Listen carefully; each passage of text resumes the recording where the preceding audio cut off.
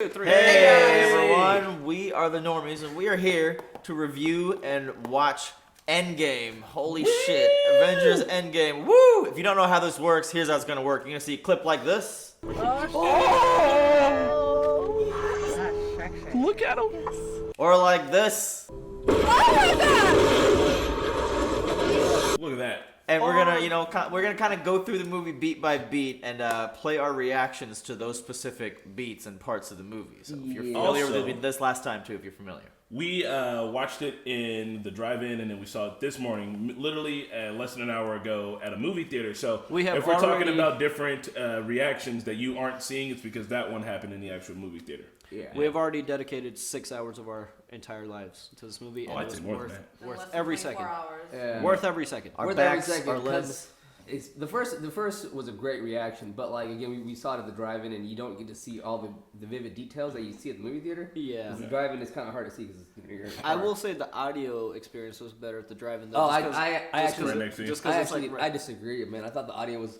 I love you guys, man, but the theater was quiet. I'm sorry, man. The theater was quiet. It was quiet, but there were still some lines that were like super quiet that I actually caught better at the drive-in because like the speaker was like right next to me. So with that being said, let's just jump into it, man. We love the movie. Yeah, obviously, yes. 10 out of fucking 10. Fight me on it any day of the week. I don't give a fuck what you say. It needs to win one of those like Emmy Awards or whatever the fuck. Like, it was wow. All right, insane. So insane. The first part of this movie is obviously we catch him with Hawkeye, and he's not too happy. And then right after that, basically, it goes on to Tony and Nebula in space. Let's slow it down a little bit. Yeah, let's pause right at like literally, Hawkeye is standing there, and he turns around, and it's just dust. That was one detail I didn't see at the drive-through. Yeah. Is like literally like the dust. Like he turns around, and there's just like the movie kind of started abruptly, like out of one trailer right into like Hawkeye with his daughter, and I'm like, whoa. Yeah. Shut up, Hawkeye. Go get your arrow. His whole family's about to disappear. He's about to lose his shit. We need a light. We had no trailers. We're like, is this the movie? It's like, yes, it's on. That's Hawkeye. I think it's cool because it almost feels like it's still a trailer. Like there's nothing. It's just trailer. Boom. They're outside. Like, oh shit. It's Jeremy Renner's going down. I saw that shit and I was like, wait, he's gonna lose all of them. Hey, babe. Oh. It's happening. That's fucking horrible. It already happened. Yep. Yeah. It just happened. Holy shit. Like, he was just the opposite spectrum of everything. That shit sucked. And I really like the way they did it. There was nothing. So I think getting his experience was kind of seeing the experience of other people that it would have happened to. He was just standing there, and then, like, he turns around, and, like, you could see, just barely see the dust. He didn't see them dusted. He just saw the dust as it went away. And, he was like, and he turns around and looks, and there was, like, off in the corner, just a little bit of dust, like, flying away. And it was like, oh, shit, that was it for him. And you can see the pain in that man's eye because, like, I'm sure he feels like he could have done something about this, but he didn't. He's a really good actor. They also showed his house arrest bracelet, too, which is a thing I didn't see at the drive-in theater either. Oh, wow. Because he's wearing a Sokovia cord. The ankle bracelet. Yeah. He took a deal. That's what Dude, they said. by the way, the details in the movie were fucking amazing. Oh, yeah. All right, next part. Sure. Yeah. Next part, Nebula and Tony in space. Emotional last scene. Yeah, I thought they... more details that I didn't see in the drive-through. In the drive-in, like, when it was kind of making it seem like that Tony Stark died there. He did? Already? Are you serious? No, he's not. This is how it starts.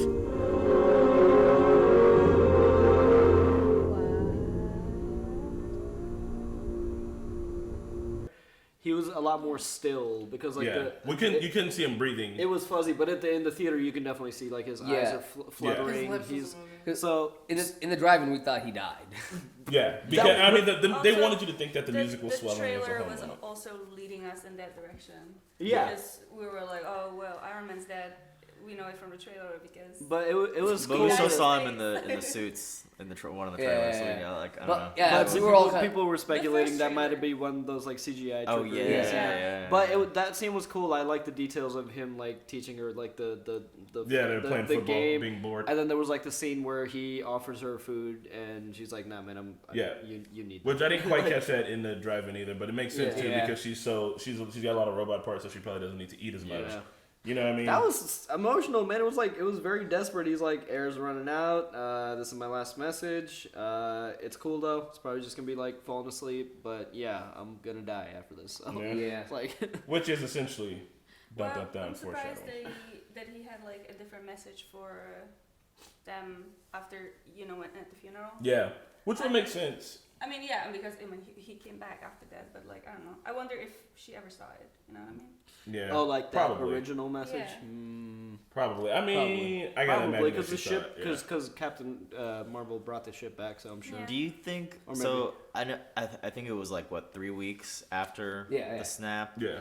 But do you think Captain Marvel randomly stumbled upon them because she went towards there because a moon was thrown at a planet recently? Captain Marvel.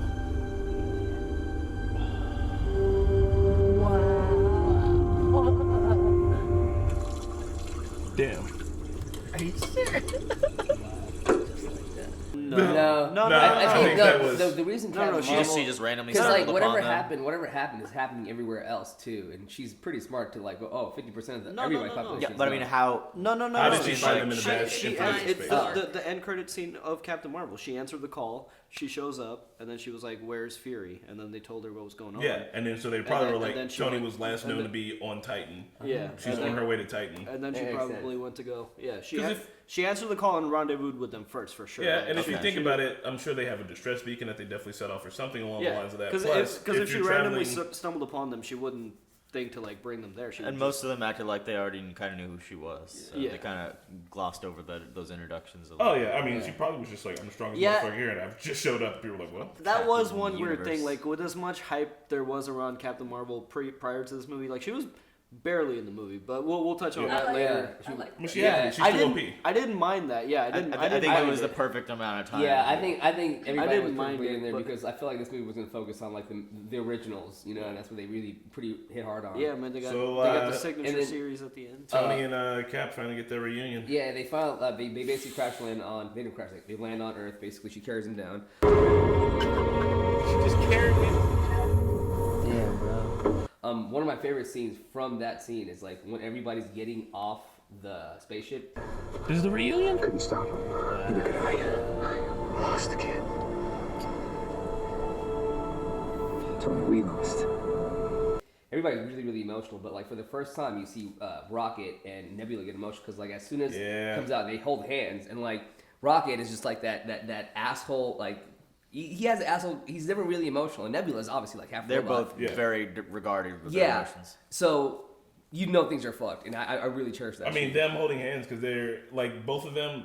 They're each other's last bit of family, Oh yeah, and very that's much tight true. because that's what Guardians of the Galaxy is all about: finding your family within people that aren't your family, Mhm. and for them, that's the last bit of family they have left. I love. I mean, But, it happens later on, but I love when Rocket like gives his spiel about him losing his family. That was really Yeah. emotional. Yeah. Reunion happens. You get Cap back with Tony, And and, it you was get Tony back as- with Potts. This, Oh my God!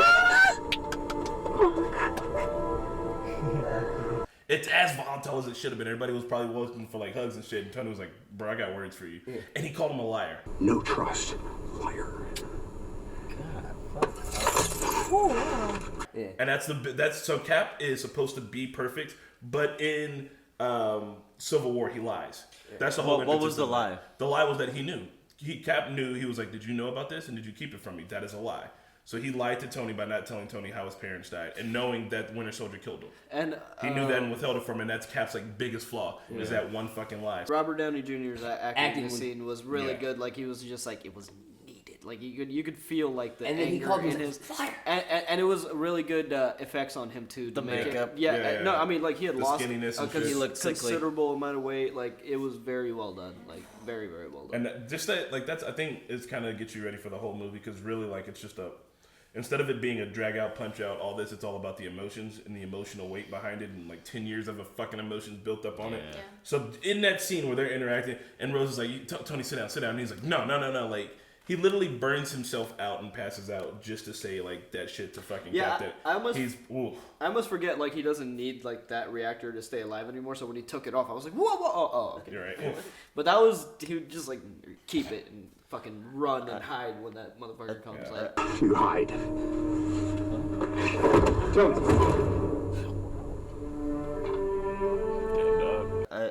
I thought it was a funny line, like Marvel trying to really hype up Captain Marvel and stuff, where he was like, "We need you, you're new blood." Like over there when he was kind of just like throwing it off there. I'm like, I mean, we get it. We get it. But no, I'm cool the with Avengers this. do need new blood. They've been operating on the same broken fuckboy system for a minute, and they've been stumbling over themselves. That's why Civil War happened. So, like, for them to be like, yo, after Civil War, the next time everybody gets together is to get their asses handed to them by Thanos. Yeah, the Avengers is essentially, and Tony said it too. He said, we're not the Revengers, we're not the Pre-Vengers, we're the Avengers. Yeah, that was, which is... That was also, he's like, yeah, we do our best work after the fact, right? It's like, damn.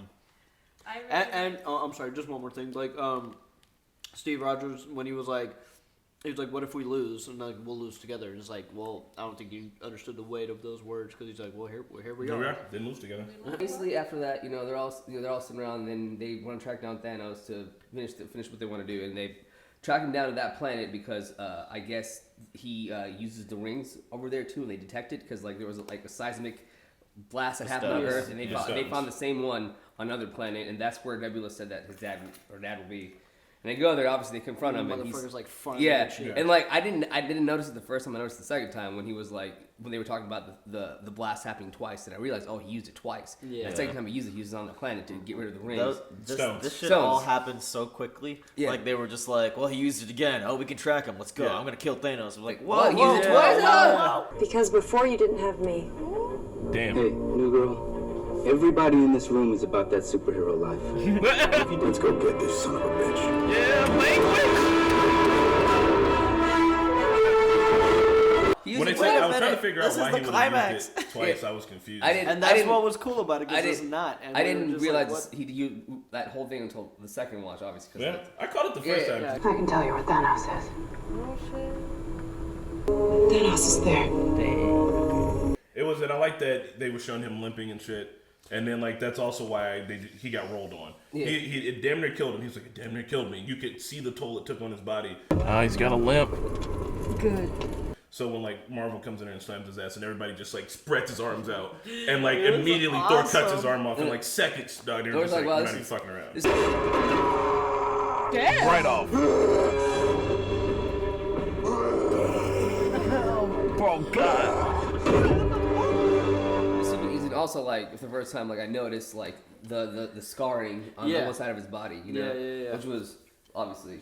So I know like they succeed in the end, but this version of Thanos I really like because he hangs up his armor and stuff, hanging it out front. He's obviously like retired. He's done his deed, and he tells them it's inevitable. Like I will always have won. I am inevitable. Oh God. And even though they did bring everyone back at the end, I do think he always got this victory. Yeah, like he everyone did. was gone for 5 years. He Like it definitely still did. was a No, law. He a got human the law. strength. He changed the universe. Yeah, because Yeah. they didn't reverse anything. They reversed the deaths. Yeah, but yeah. I mean, They brought didn't- people back, but they still have to deal with the consequences of like everything. At the end of it, man, that last movie, that was his movie, bro. He got what he wanted. He was the champion. Because think about a world with like 50% of the population gone, and For they 5 have years. 5 years to deal with that. So like now there's like probably big changes to the economy and businesses. There's not as much production, and People then died too, like bam, you pilots got of 50 airplanes. Like people were died from that event. Yeah, that's what I was just about to say. Like that is the impetus to keep watching Agents of S.H.I.E.L.D. Because there has to be relationships where people are like, you were gone for 5 years, and like I had started a new family, and now I've got two fucking families. Not like, even, there's sitcoms and everything based on. Let's continue on. After that, obviously, they all fight, and then Thor cuts Thanos' head off. Really wouldn't even call that a fight, but yeah, Yeah, it was he's just- fucking rolling his ass. Thank you, daughter. Oh my God. Fuck off. Perhaps I treated you too harshly. Yep. Was anybody having any other thoughts? Wow. What? So much for that.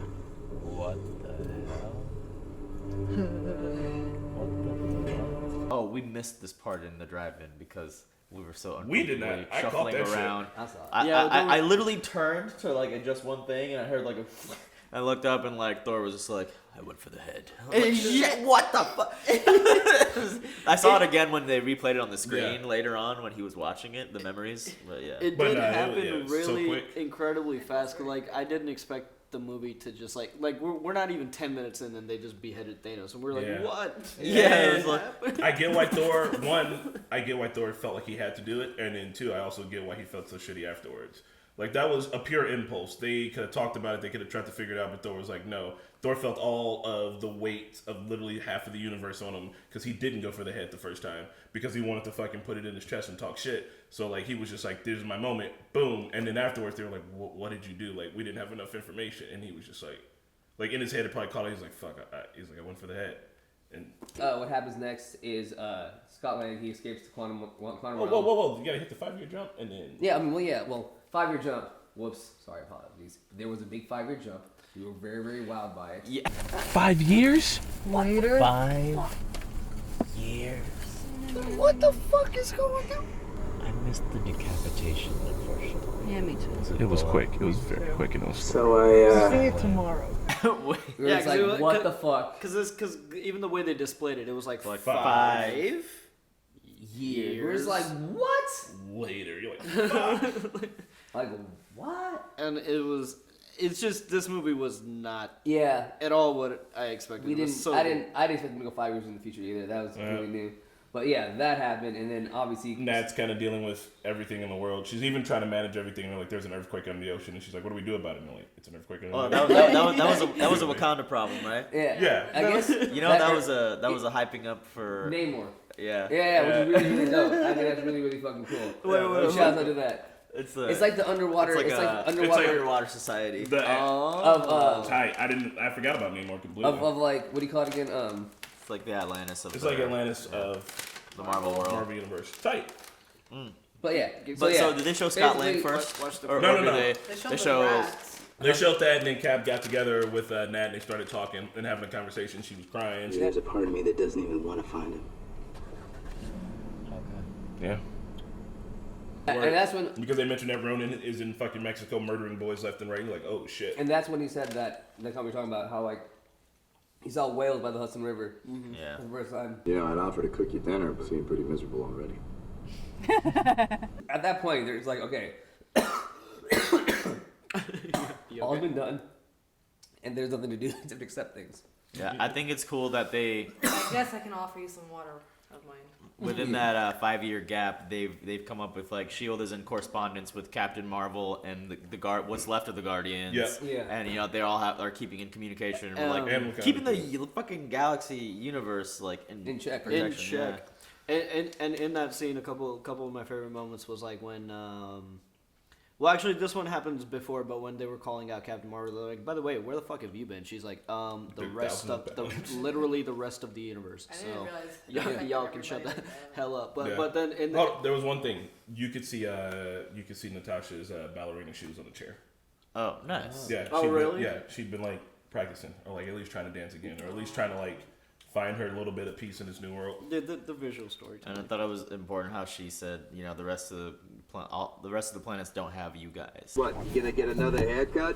Listen, for face, I'm covering a lot of territory. The things that Yeah. You guys are on Earth, like. So that's why No one Earth else is has doing that. okay. She was like, imagine what it's like where you guys aren't. And but my other favorite part in the going back to the scene we're talking about is when she finds out, about Ronan, and he's like, dude, I don't know if I want to find Ronan, like what he's become, the things he's done, and you can see her just like holding it together. He's like, just find out where he's going, please. And then as soon as he walks away, like she just breaks down. Instant tears. Yeah, and it was a really well done scene. Yeah. I just want to say about Captain Marvel that I really admire the fact that she like protects all life anywhere, and we know that she's a human, so like she's from Earth, and usually we have like this cultural bias where we just like relate more to our own kind, but she really like took on her role as a superhero, and she's just like non-biased, and she just goes for whoever needs saving. You know what I mean? I mean, And I feel like there, like I don't know if like all the Avengers would be able to do that. You know what I mean? Like I feel like at one point you always put Earth. I mean, first. Avengers are literally Earth's mightiest heroes, so like they are for Earth. Yeah, they're for Earth. So like I like Captain Marvel in that way, that she just like doesn't have the like cultural bias anymore. Not only that, she got a killer haircut. I was gonna mention that too. It was smart of I them really to do liked that it. too, to kind of like help with the timelines whenever we see like the next Captain Marvel, if they need to Yeah. show anything Even that with Black happened Widow's before hair. the jump. Yeah. And Yeah. like I want to say something later, but Natasha. But Yeah, so obviously that happens. The peanut butter sandwich never got eaten by Black Widow, and then Steve No, walks she in. took a a bite. She took a Took bite. a bite. So then fucking Scott Lang comes in. They're all like, "Is this a fucking recording?" Obviously not. Yeah. He has information, and they have a huge talk. And this is when they talk about obviously the quantum realm. I liked Yeah. his acting in this scene too, because Yeah.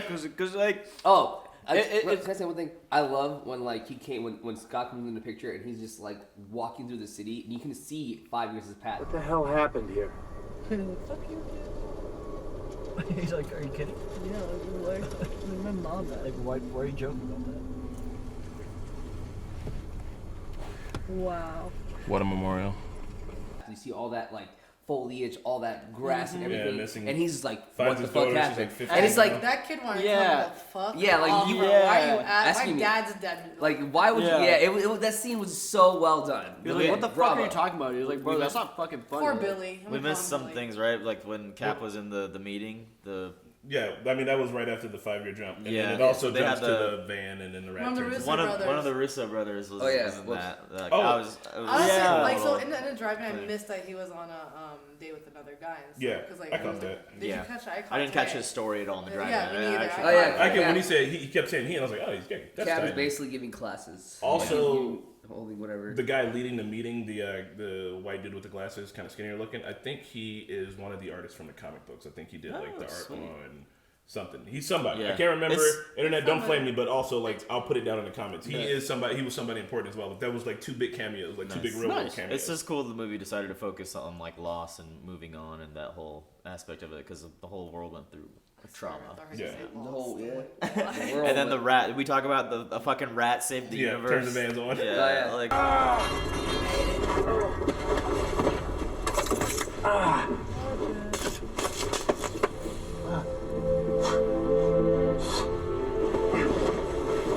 That's how he made it.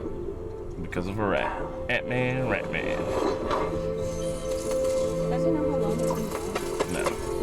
He's been there 5 years, man. what the hell? And then Bill. Scott's so lucky and unlucky in a way because he had like missed 5 years of his daughter's life, but then at the same time he didn't get to age, so he gets to kind of grow up with his daughter now. And I'm really glad Yeah. they gave him this emotional moment because Yeah. he doesn't get many like big moments, but they gave him like that was a nice emotional moment. Dude, It's they also did a the lot. only He didn't thing have to- and he didn't really have to cares live about. without the I'm loss sorry, either. bro. Scott Lang saved fucking the universe. What the fuck are you talking about, bro? They gave him a lot. He was the key. Everybody shit him, Tony. but you, It was Ant-Man Tony, was the key too. to saving the universe. Tony figured out the I do also like so after Scott he was gets given the back, information. after Scott gets back and he's having the conversation with Nat and Cap, and he's essentially pitching a time machine, but like everybody knows that like it was very real worldistic Yeah. where he was like, "This is stupid. Like I don't even want to bring myself to say it." And she's like, "Look, dude, I got a raccoon calling me. Like it's whatever." Time works differently in the quantum realm. The only problem is right now, we don't have a way to navigate it. But what if we did? I can't stop thinking about it. What if we could somehow control the chaos and we could navigate it? What if there was a way that we could enter the quantum realm like before Thanos? Wait, are you talking about a time machine? No, of course not. No, not a time machine. This is more like yeah, like a time machine. I know, it's crazy. It's crazy. But I can't stop thinking about it. There's got to be. Just the fact that everybody's kind Emailing. of hesitant on time travel because they know. I think the writers know how people view time travel and also how time travel can fuck up a story, but also like in the real world, time travel is just such a ridiculous impossibility. Even with like gods flying around in the sky, they're like time travel is still where we draw the line. But so big in one thing I gotta say about the time travel, DBS had it right the whole entire time, fam. They did. I'm sorry, they followed the DBS timeline on how to do fucking how time works. Hey, they also followed other shows. But I don't know about that, bro. They followed the DBS timeline. They definitely fucking did. It was beautiful. Thank you. We got it right. You're only saying that because emergency also. I was gonna sucked say it. that too. Dragon Ball. It's at the But trunks Rana, roll. you were I actually, saying something? I didn't get it off of him. I actually got it off of a meme. But then I watched it and I was like, damn, that's so fucking cool. Well, for me, now I don't watch Dragon Ball. For whatever movies I have watched, have always been like, if you go back in time and change something up, like you doom everything. And this was a completely different kind of view on time travel, at least from my eyes. Because it makes sense, you know what I mean? If you go back to change your past, you're not going to change the past that you're in. Yeah. All you're doing is making a different timeline, Yeah. a whole different world. We can talk about that semantic because they kind of go into it later with Tilda Swinton. It's fucking But great. In this part, Okay, so basically, yeah, they kind of skirt around the word time Because they didn't want to say it. I like They that. like those audiences. Yeah, He's like, It's so time machine. He's like, yeah, fine. Like, yeah. And then We're doing this, guys. They basically go ask Tony after that. Wait, hold on, but just before that, I really like Paul Rudd's like acting when he's like trying to like communicate his idea. He's like, I just keep thinking there's got to be like some. It's like when you have a good idea or like something you're trying to, but you can't find the words to say. Yeah. Like he just acted it really well. He's like, Well, I mean, because Scott, it's he's stupid. not, It's stupid. He's not a scientist, you know. He's a thief. So, and I mean, he's not that he's inarticulate, but when it comes to talking about a super technological idea, he's inarticulate that way, and you can see him really frustrated with it and like having a hard time explaining himself, but also being 100% right, which is tight. So where do they go first? To recruit. They go to Tony. Yeah. Tony. They all said that Tony. You meet Morgan Stark for the first time. It's a very fucking cute ass scene. You know what I mean? You see the blue special edition Iron Man head. Morgan H. Stark, what you want? Define lunch or be grade. What? You should not be wearing that, okay? That is part of a special anniversary gift I'm making from Mom. My fucking heart. That's Wow. Did you hear that? Yes. You thinking about lunch? You know what I mean? Just Fucking that toy's coming out. Get it for your kids now. And then the great thing about it is coming that out. just like, if anything, it's just like a precursor to like the future, because obviously she's gonna take on the mantle, become Iron, whatever she is, Iron Girl. Iron whatever she is. Iron Lady. But like, it's gonna happen. So that was a really sweet scene, and like just Tony and that girl, like the daughter, Okay, yeah. So he's just really but good. He's such a good he's such a good actor. He is. Seeing him act as a dad is even like wow. He wiped her mouth with the ice cream and stuff. Like, Yeah. Even we've seen him And be a that little reluctant kid dad was like a good twice. actor too. Like she was. A And really it was good like, actor. okay, that's Tony Stark's daughter. We've seen him be a reluctant father twice, like to the one kid and then also to Peter. And then you see him like see that loss in Peter, and you see how he dealt with the kid in Iron Man 3. And this is him finally like coming to my own. I think that him having a kid is a big arc for Tony because of how selfish he usually is, and also that it's never happened in the comics. I want to go back a little bit to when like Tony confronted Cap when he said he lost the kid. That shit fucking tore me up, bro. Yeah. He's like, I lost the kid. I was like, And he like looking at his picture and stuff. They that show later. In the picture, that. he's But holding it- upside down his certificate. It's so cute. So Peter is. Yeah. Oh yeah. Yeah, it's so cute. So Peter thing. Holy shit, dude. You gotta do that. It gets him excited though, and that's what gets him moving. In the scene with Tony and Morgan though, like when he's talking about the suit, he's like, "This is an anniversary thing I'm making for your mom." So like, you know, But she never wears anything. he dropped. There was the drop there. Like, We've seen her in suits twice. That's gonna come into play. I fully understand why he was just like, no man, what's done is done. We tried already. I have a family now. Why the fuck would I? Because like if you look at the different disagree with him, if you look at the different parallels between him and Hawkeye lost everything. Tony gained everything. Yeah. It's so sad. You know what I mean? And even Scott said it himself. He's like, look, you may have everything you got right now, but you can help us get what we lost back. We have a chance to bring her back, to bring everyone back. And you're telling me that you won't even... That's right, Scott. I will. Damn. He's just done. And then obviously Tony refuses. After Tony refuses, they all talk about where else they can go, and then they decide to go talk to Motherfucking. We're gonna need a really big brain. Yep. Bigger than his? Shuri. You meet Bruce Banner for the first And fucking you're time. just Professor Hulk. Avery's like, holy shit, this is amazing. Honestly, I was like, wow, him in a shirt is great. Holy That's amazing. shit.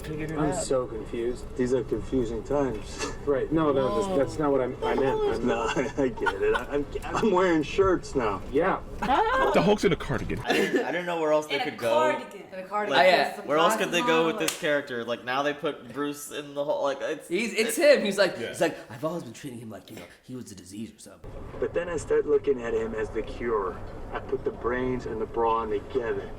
And now look at me. Wow. Holy shit. Best of both worlds. And you know what's clever about like the Hulk is like we obviously in the first movies he was just like Hulk smash and that's kind of all you know him as. But then what's he like? Hulk smash. But in Ragnarok you see him like articulating sentences and he's actually talking. So you see Ragnarok was really the first time he did it. Yes. They did that. But now going back into this movie where they go to the past. You see some new dialogue for the Hulk. Like he was like, "I don't like fucking stairs." So that shows like he was talking the whole time. It's just we always knew him as Hulk smash. But you see that connection. So many stairs. But you see that connection between Bruce Banner and Hulk was always there. It was always there. It just took a second. And then Hold on, I want to say about Fancy Bruce Banner Hulk is that Like in Ragnarok, you hear him talking a lot, but you also get we always known that Hulk was cocky, but like in Ragnarok, you hear him just being like a big dick. Yeah. Just like, you know, you kind of see him lose that when he gets like with Banner. Too. I like how he explained how it happened, how they both experienced a loss and then they came together. But part of me wishes that we saw the scene where they kind of like sorted their shit out, because I felt like there was the two banners, you know what I mean? Yeah, like he was refusing to come out. I wanted like that moment where he like finally became. There could be a new Hulk movie. Maybe they'll flashback to it. The one thing that I wanted to appreciate about this movie, well, I didn't appreciate about it, notice, is like Mark Ruffalo himself was only in like 2 scenes of the movie, and that was the one scene with Before Tilda the jump. Yeah, before the jump, that whole thing before the jump, and with her, that's it. That was it. That was the only time he was in the movie. It was so sick. It was so sick. Happiest accident. So after that happens, that's when Tony he sees the picture of Peter. He gets really emotional. He goes downstairs and he works on his thing, and he makes the inverse Mobius strip.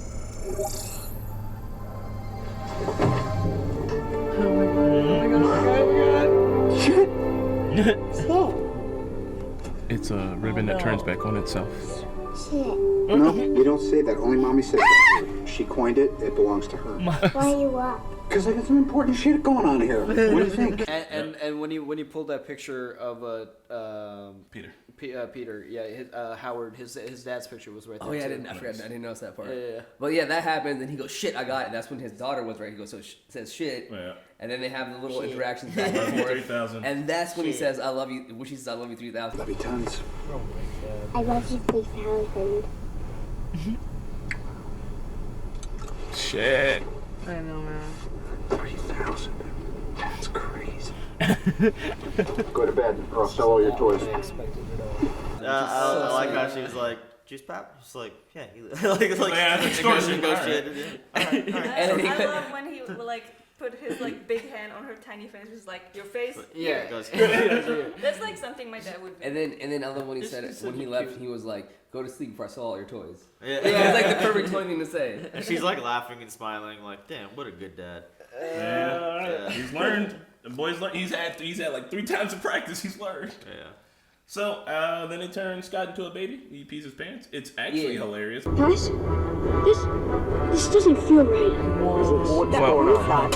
Somebody peed my pants. But I don't know if it was baby me or old me. Or just me, maybe. Time travel! What? This is so crazy. I did like that when Tony pulled up, he was like, "You might just be pushing time through Scott instead of like Scott through time." And I was like, Yeah. that's like an interesting like little flip to it. Why the long face? Let me guess, he turned into a baby. Among other things, yeah. What are you doing? EPR paradox. Instead of pushing Lang through time, you might have wound up pushing time through Lang. It's tricky, dangerous. Somebody could have cautioned you against it. Well, And the then- miss where like Pepper is the one that kind of tells Tony to go for it. Yeah. To Oh, that's right. Yeah. Because I mean, she knows he has to. He's not gonna stop thinking about it, man. but considering what happens at the end of the movie, it's just the fact that she like had Pepper is made him the do that best. decision, knowing what would happen, what might happen, is Yeah. pretty powerful. You know. I don't know. Yeah. She was willing to make that sacrifice herself too. Yeah, Yeah. like, and jumping ahead a little bit, like when it does happen, she was like, "Listen," like she handled it really well. She's like, "We're gonna be okay." Like, that's Yeah. that's that that's was the that's most all. heartbreaking, like just quote from Yeah. the whole Oh yeah. That's all because she knew Can we that that's talk all about that that? Tony That's needs to one of my hear favorite in things that you in said. that moment. Like We'll get it's, to it's it. not All about. right, let's. Yeah, So, let's skip ahead, man. Cap gets his shield back finally. Look at him. He's like, my shield, Why? my I heart, made it for you. my soul. Plus, honestly, I have to get out of the garage before Morgan takes it sledding.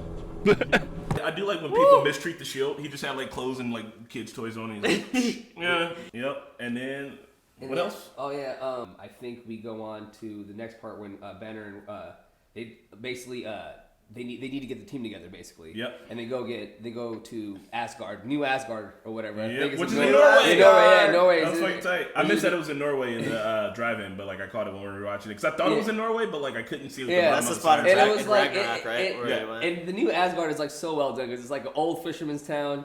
You know what I mean? And it's like all the Asgardians are there. They're probably like, okay. It's like a Viking town. Yeah, and it's like the best that could probably happen to them because like it's like Scam. Yeah, I mean I don't know what Scam is, but it's like the best that could happen to them, man, because like they haven't had a home, and they don't have all their peoples, and they're here in the small town, so it works out for them. Yeah, and obviously, what a humbling change! Like, he was right. He was like, they had like their golden towers and like magic and shit, and like and I want to say that scene with Hulk and Groot in the back. I mean not Groot, Rocket in the back of the truck. He's just like, and they're playing that music. And Hulk is such a good dude.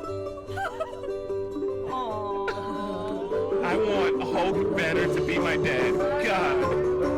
When he comes and like gives the tacos to Ant-Man, they got blown away. That was the funniest thing. My God, God. That was. Okay, watch out, there's an idiot in the landing zone.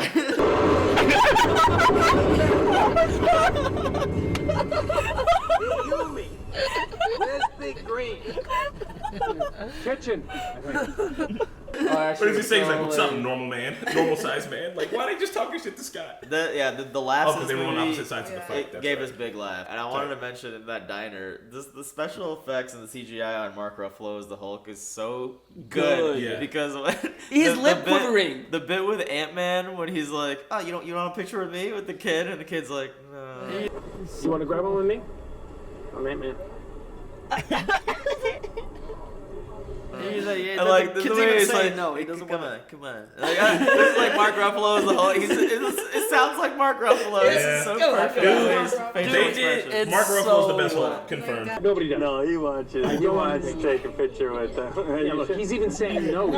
I don't want a picture with him. You can't feel Sorry. happy to. They said they'll do it. I don't want No, you feel bad. Take the goddamn phone.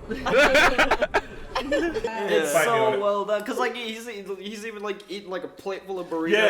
There was a mountain of eggs. You can see him clearing like food out of his teeth like as he's talking. Like it was so fucking well done. It was fucking well done, obviously with the Hulk. But yeah, they go to fucking New Asgard. They meet him with a Valkyrie. Valkyrie says Thor is not right in the head, which we can obviously guess because there's like spare kegs. I mean, on top of that, man, Thor's been through a lot. Okay, I just want to repeat again. Thor's lost all of his parents. He did go straight from Ragnarok into Infinity War. Like he had no break. He had no break. My entire world was destroyed. Bro, all my people are on the ship. Oh fuck, this dude has come to kill. My brother's dead. His brother's dead. Just He lost woof. 50% of all of his people. He's supposed to be the new fucking leader. Idris His Elba's girl dead. left him. Yep.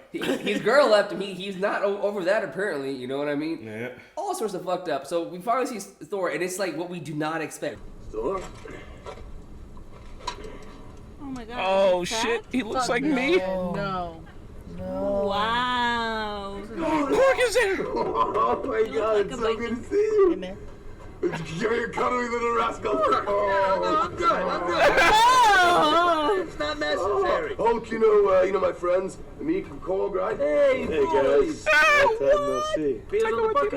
We don't expect to see fucking Thor fat. Like, holy shit, that was so unexpected. The whole movie. Yeah. Like, there was no girl. Like, all the girls are swooning over that body. You know what I mean? They're just waiting to see it. Oh, and the next thing you know, we're just seeing punch galore. We're just like, thank you, bro. You're one of us now.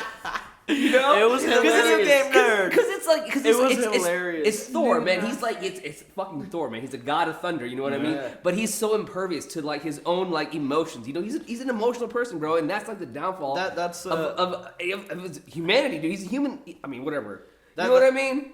Yeah, that's what I want to say about this whole like Infinity War is that like Thanos did for sure have that victory because like even after defeating him, even after like beheading him, like Everybody's still fucked. Everybody's still like when Tony Stark came back. He was like, Thor doesn't want to hear his name. Right? Yeah, when Tony Stark came back, he was like, "You take this and fucking run and hide when he comes." Like that fear, like they're all legit shook. afraid and shook, and that fear is still there. And it's crazy to see that. Like, I mean, this is the same fucking guy that started up the Star Forge by hand, and now he's like, you know, he's playing Fortnite. Yeah, that was hilarious.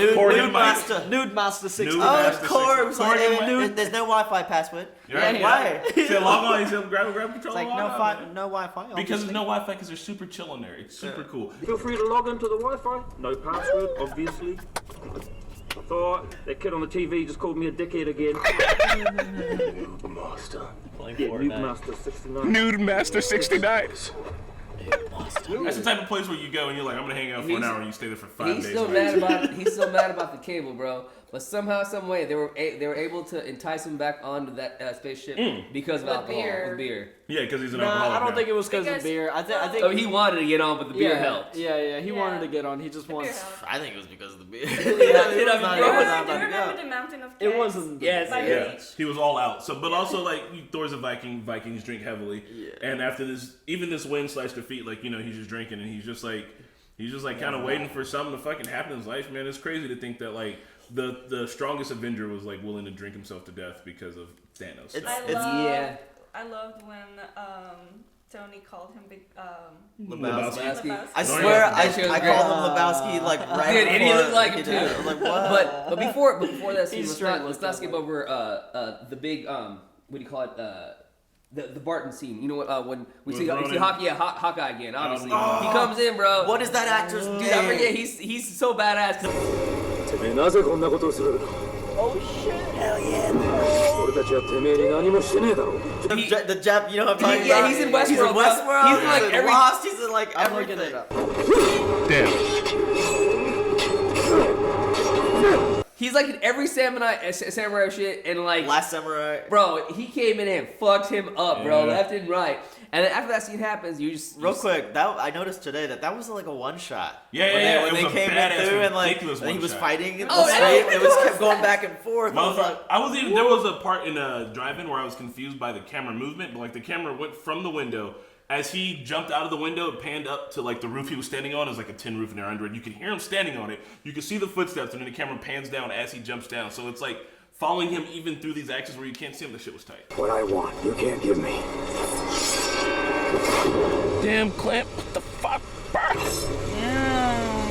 Hawkeye went from being like, I make jokes to fucking. Ultra murder. We're thinking of Hiroyuki Sanada. yeah, Yes. Hiroyuki Sanada. Yeah. Yeah, every time he just shows up on screen, you're like, Oh, So, badass so shit's raw. about to It's happen. so raw, bro. badass. It's so Yeah, just He's some legit. badass melee fight scene is about to go down. Like, I also love that it just looked like live action anime. You know what I mean? Yeah, No. colors, But, the like, neon well, lights. well done. Yeah, The Ronin is And it was like one brutal. action, like one shot, and then like when they jumped from that I don't know, window. like that third level or whatever, just like jumping, and it's just still one shot, and then he's just like the bad guy jumps first and like falls, it was and crazy. then he's just like Yeah, and even the camera like pulls into the bad guy. Cause I was rewatching. I was like, "Fuck!" Did they cut? And the camera like pulls into him for his line. Yeah, Fuck yeah, me. yeah. It He does was a lot of crazy, movements man. there. It I was really crazy. liked how they never really put any context into what he was doing or what he is doing, but he said that one line. It He still goes, seemed like the end No, boss of no, some no. epic game. Yeah. journey what I he want to was say, on. like we all knew what he was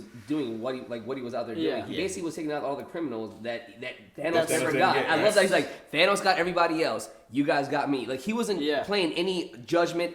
He wasn't playing like any It- trials. Like, I'm the judge and executioner right away. It's believable motivation. Like your whole family got wiped out, but And the he- shitty people and- still survived. Yep. Like, and what- you Yes. are an expert spy, so you're like, all right, fuck him. And that, my Serial friend, killer, is they can very all do good writing and Yeah. storytelling on their part because, like, we all knew how the fuck Hawkeye is, and we were just like, okay, he's doing something crazy. Now we know what he's doing. So Right. well done. How do you turn Hawkeye badass? Turn him Take into away a from Ronin and make Ant-Man Just give him a the blade. New, like now Ant-Man is the one being Ant-Man picked is up. the new Hawkeye. And like Hawkeye's like fucking badass now. I mean, I love how like between Thor and what they did with Hulk, Thor's fatness, and Hawkeye, like all these characters go through different and believable arcs and Yes. changes Yeah. throughout these movies that make it And so we believable. saw all that. It was so well done. I think it's because the creators are. differently.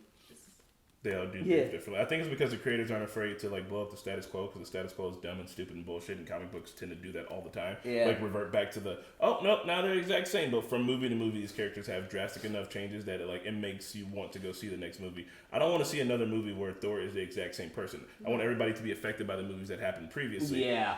You know what I mean? Yes. I want to see the Asgardians. the Asgardians As the galaxy is so good. Okay, so going on, we have finally, all the Avengers have finally all met. They've accepted the new task. They've all accepted that they're going to go back in the past. And now they're actually in that room, and they're deciding how they're going to go about getting all these rings back. Which is, by the way, really fucking awesome. If this was like Legends of Tomorrow, but like 3,000 times better. Yes. And this is where another one shot, by the way. I thought they going around the Oh, room yeah, that was there. another- yeah. Yeah, that was so good. this is where they were picking out like the timeline and where to like jump to, right? Yeah. Oh, I love when they Reviewing were the whole Infinity I Saga. love- And this is where like the Ant-Man music comes in, and it's like, oh my god, they made this a heist movie. You're right. Oh, They yeah. had to find a way. And They then had to find a I way. loved how they were talking about like Doctor Strange, and then they realized Doctor Strange was like in fucking New York the whole entire time. Yeah. And then all of a sudden she goes, There's On the- "That was the same place, Which the is same time." crazy. New York. If you pick the right year, there are 3 stones in New York. Shut the front door. Bro, they're gonna literally steal them all. We have a plan. And you're just like, are you fucking kidding me? And then we go right into the next scene. You're just like seeing that iconic scene. 2012. It's during the battle. Oh my god. Fucking god.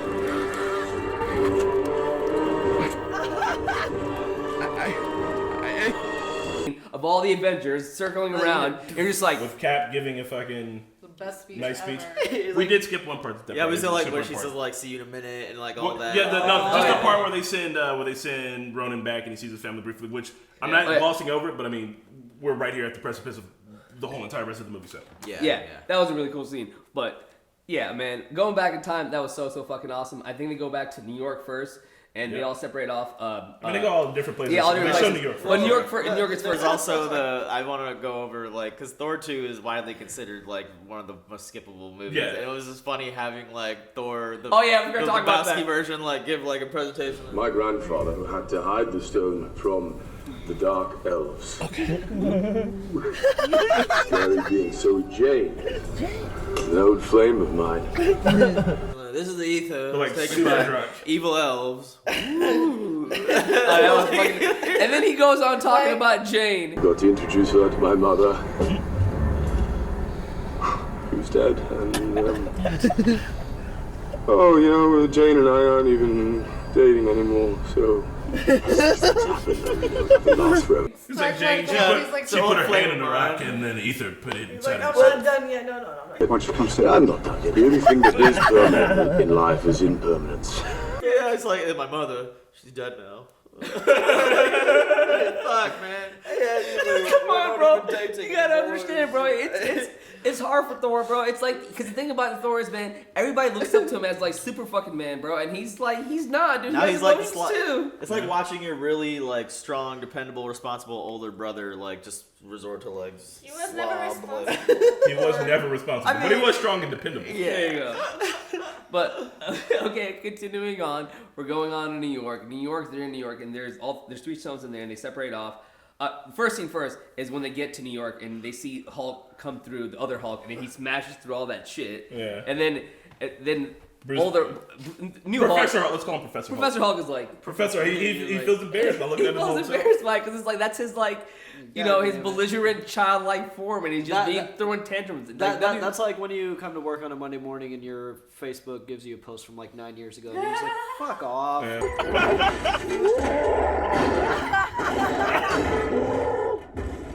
Maybe smash a few things along the way. I think it's gratuitous, but whatever.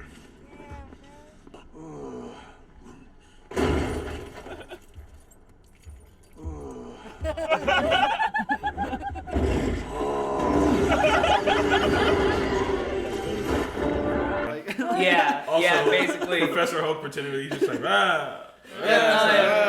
He's like, oh, he's so brutal. Okay, why was he doing that? Just in case anyone's bothering Yeah, because him? anybody saw him, they want, they were like, why is Hulk wearing Captain like America fucking totally blend in and black stuff. rim So- glasses? It's like, all right, but I think it's gratuitous. Takes his shirt off. It was so, but then they separate off, and I think it's Iron Man and Iron Man and Ant-Man go after the Tesseract. We Tesseract. see like the like extended scene after he's like, I'll Yeah. have that drink now.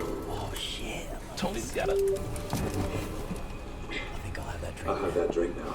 All right, get him on his feet. And he was like, feel free to clean up. Like, they're just kind of talking shit. Like, did they have to reshoot that? He was like, we can stand here and pull They our asses did? off all day. Like, they literally reshot part of fucking Avengers they did. 1. It's They did. crazy. They did. And like they had fucking Sitwell and Crossbones come up and shit. I'm Yes, like, yes, what? yes, I got yes. shield up in this bitch. Like, it was so accurate. So like, Fucking Crossbones, dude. fucking sit well. It's shield shit. You can take that off your hands. Of course. You got it. Careful with that. Let's talk about the whole Tony and fucking Ant-Man part. So Tony and Ant-Man, you know what I mean? They find old Tony and they find the Tesseract. Oh, wait a minute. America's ass. Come on, that was such a good yeah, That suit did nothing for your ass. No one asked you to look. As far as I'm concerned, that's America's ass. Oh my god, I get it. Oh my god. Because people made fun of Cap's outfit in that first Avengers. Yeah, so like, It is America's ass. It is America's ass right there, dude. They're having that whole scene, and they're obviously having their back and forth and whatnot. And that was funny too, where he was like, "All right, flick me." Flick me. Like me. Oh yeah, and then he flicks him on. Then he flicks him onto him, and then Did you see his posture? Yeah, he was like, "All right." He also said once he got on Tony, Yeah, he's like, I'm going inside of you now. it smells like Axe deodorant. I have one for emergencies. Is that Axe body spray? Yeah, I had a can of this for emergencies, Max. I'm going inside you. And then he went in and obviously took his thing out, and then incapacitated him. And also we get a shot of Robert Redford, who was God, who was he again? He was the director. He was the director. He was like the defense secretary or whatever. And right there, like, so he was like, where are you two guys going? May I ask you where you're going? Lunch and then Asgard. I'm sorry, you are Alexander Pierce. And he was like, or he asked Thor, where are you going? He was like, well, first lunch and then back to Asgard. And Yeah, lunch, that's when it gets shawarma. Lunch was the shawarma scene. Oh yes, that was so good. Nice. That's so fucking awesome. And then Hulk taking the stairs, like It just being shitty. What do you think? Maximum occupancy has been reached. Take the stairs. Yes. Take the stairs. Take the stairs. Those me. stairs. I missed it the drive-through that I saw in the theater today, but it cuts for like 2 seconds. It's like so many stairs, like Which is funny because like Hulk isn't thinking because Hulk jumps a lot. Hulk, you could have just jumped down. You might have damaged the street or anything, but like, take stairs, bro. There was you'd been down there in seconds. But But he's gonna damage the shit. So that timeline damaging there shit anyways. just gets completely dicked with because Loki gets the Tesseract. gets and it's Tesseract. like, well, see ya. Loki's like, what the fuck is happening? Good job. Meet me in the alley. I'm gonna grab a quick slice. God damn it, Hulk. That's me literally when I have to take the stairs. Fucking shit. Come on, Stark, stay with us. Loki! Tony, what's going on? And then obviously Loki's that an idiot. happened. They'll find him Okay, again. but then now let's go back to the other parts. And So- let's talk about Cap. Yeah, Okay. which is essentially all just them kind of redoing moments from Civil War, which is awesome.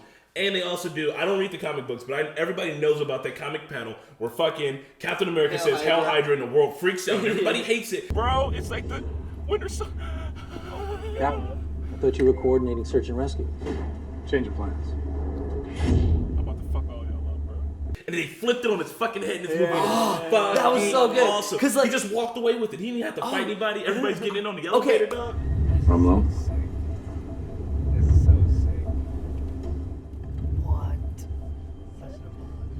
Okay, so I don't know what I was thinking. So when I saw it the first time, I thought he said that and then he beat their ass and then he left. But then I rewatched it on the rewatch again, and then I was like, oh, he literally acted as Hydra and walked out. I caught on the rewatch that happened. I was like, that's fucking dope, dude. That's brilliant, so brilliant. fucking because like you and me were talking smiled. about it, and you were like when we were watching, we were like, oh shit, they're like redoing the scene from Civil War. This is so fucking cool. Trust me. Hell Hydra. Hail Hydra. I just broke the microphone. Guys, I just broke the fucking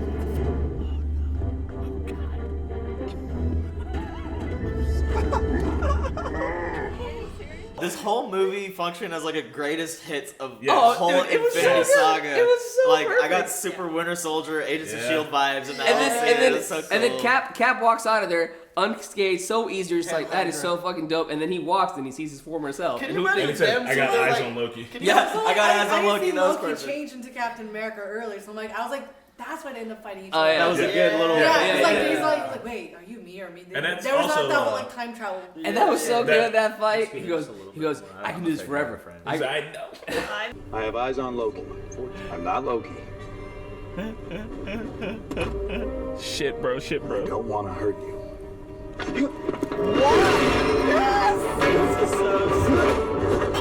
My fucking nerd mind is going to explode. I can do this all day. I know. So I know about I it can do this because all day. of Emergency Awesome, but I also did see, like, I knew about the deleted scene where Loki pretends to be Captain America. So that's also, like, Wait, what deleted scene? There's a deleted scene from Thor 2 where... No, that actually happens. Does it happen? Yeah, I remember seeing that. Really? Yeah, he turns into Captain America and he's like walking and he's like... Oh, that's right. That's right before they go out and he pretends like he gets... I think so. Yeah, that's when they escape. Okay. Yeah. But yeah, so anyway, yeah. Might not a deleted scene. It happened. That shit was fucking dope. So obviously, Cap fights his former self. He tells him Bucky's fucking still alive and shit like that. And Very cool to see that. Well, he finds that little compass thing first. Yeah, that's what throws him when he off finds, first. and he's like, whatever. But he puts him to sleep, and obviously he takes the scepter. He gets out of there, and then the next part would be that is America's. Yeah. And seeing the shields clash was so cool. And it was so good for him to like look at it too, cause like, and I'm not gonna lie, man, I was looking at that ass from afar too. I was like, hey man, I get it, bro. All right, it's cool, It's not man. bad, but Man's got a nice ass. We don't have his ass. Nice man butt. You know, most men don't have good butts, but he's got a good butt. Gotta give him that one. And then after that, during when this is happening, also Hulk meets with the old Sorcerer Supreme, Tilda. Tilda Swinton. Tilda Swinton. My mind is blown all the way.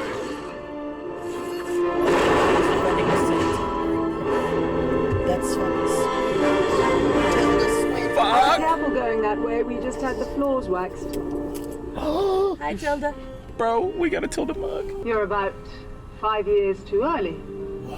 She knows. Yeah. And this was a really, really good scene because, like, because she has a sense of like everything. You know what I mean? She knows that you're 5 years too early. Yeah. She's like and it was a cool detail that she was also helping in that battle. Yes, I like that. Because everybody's like, well, and it's her job to protect the Sanctum Sanctorum. Yeah, that's all she did. That's all she did, and it was so good when she was like, "Do you want to go in there? I just clean those, blah blah blah." And then what do you call it again? She fucking be nicer, though, hits him through, and then you see Mark Ruffalo again for the second time in the movie, and that's it. That's all you see, Mark Ruffalo. I need that stone, and I don't have time to debate it. Oh fuck! Girl, you can't do that. Let's start over, shall we? And then they're having their conversation, and he basically talks to her about, like, basically that they're gonna come in and take their things or whatever, and like go back to their world and come back. She explained how, like, if you take this and tomorrow you're gonna create this. The divergence. I'm not sure the science really supports that. Remove one of the stones, and that close splits. He brings up science, and there's the thing with Tilda Swinton is that the last time when she first meets Doctor Strange is like, there's no such thing as the metaphysical, there's no such thing as this, because Doctor Strange is a man of science. Yeah. And Bruce Banner also a man of science. So they're trying to approach essentially a person who's working on like a spiritual realm with the science shit, and they have to figure out a way to come together and communicate about it in the middle instead of just being hard stance on each other's stances of what things are. Very cool to bring her back. Yeah, dude, it was really, really well done. They brought everybody back. You needed to have knowledge of like everything to really get the full extent of it. And I think it was in their conversation when they were talking, when he was like, then why would Strange give Thanos the fucking whatever gem? And that's when she was like, what? The time gem. And she was like, what? She gave Strange the time gem, like why? And then she realized that was meant to happen. Even Strange said to himself, there's only one way that this can happen. What did he say? Strange, he gave it away. He gave it to Thanos. Why? It's the only way. They don't believe in mistakes. I think Strange saw this as the only solution to fixing everything. She knows too. So, green on Strange green. is meant to be the best of us. Oh my god! Even still, that's still a risk, because it's still like, even though he gave away the thing, that still doesn't fuck with her timeline. So it's still a risk for her to. I mean, it was a risk, but if it played out correctly, which it did, she wouldn't even know that. Like, it would have been like, he would have been poof, gone, poof. But I'm saying like the stipulations really did, like that convinced her to go ahead and go through with it, but stipulations of the risk didn't really change. I mean, she said he was supposed to be the best of us. So if he did, like, she knows because she has the time zone. She's like, he's gonna be the best of us. So if it doesn't work, then, or if he did that, then it's for a fucking reason. And then they get the fucking stones, man. They get the fuck out of there. But That's when I guess Tony and fucking Ant-Man. Not Ant-Man, no, Tony and fucking Cap. They're like, they realized that they fucked up with Loki. What do they gotta do? And then Tony's like, I know where we can find both of them. We just gotta go back in time again. They reuse the pink particles. They go back in time to the fucking 70s. And okay, first of all, this is one scene that I loved a lot because obviously we saw like old Tony's dead, and we saw like the original fucking Hank Pym. They had the old Ant-Man fucking helmet. I saw it again, second time. I was like, dude, that is so fucking cool. And actually, the 70s starts with Stan Lee's cameo. Yeah.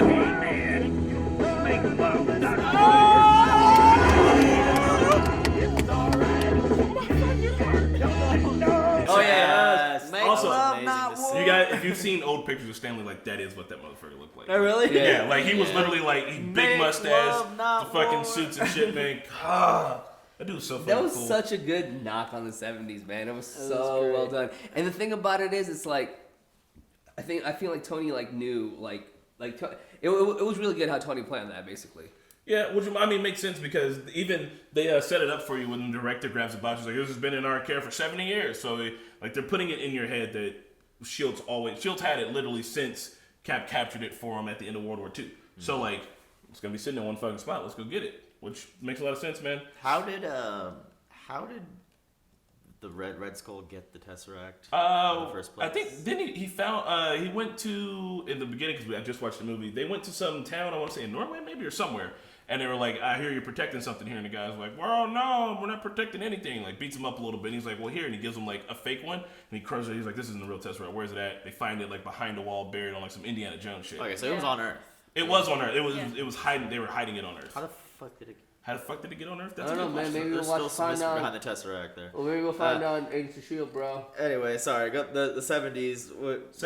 We didn't see Hank Pym right away, right? No. Shout out to Yvette Nicole Brown. Shirley. She got another community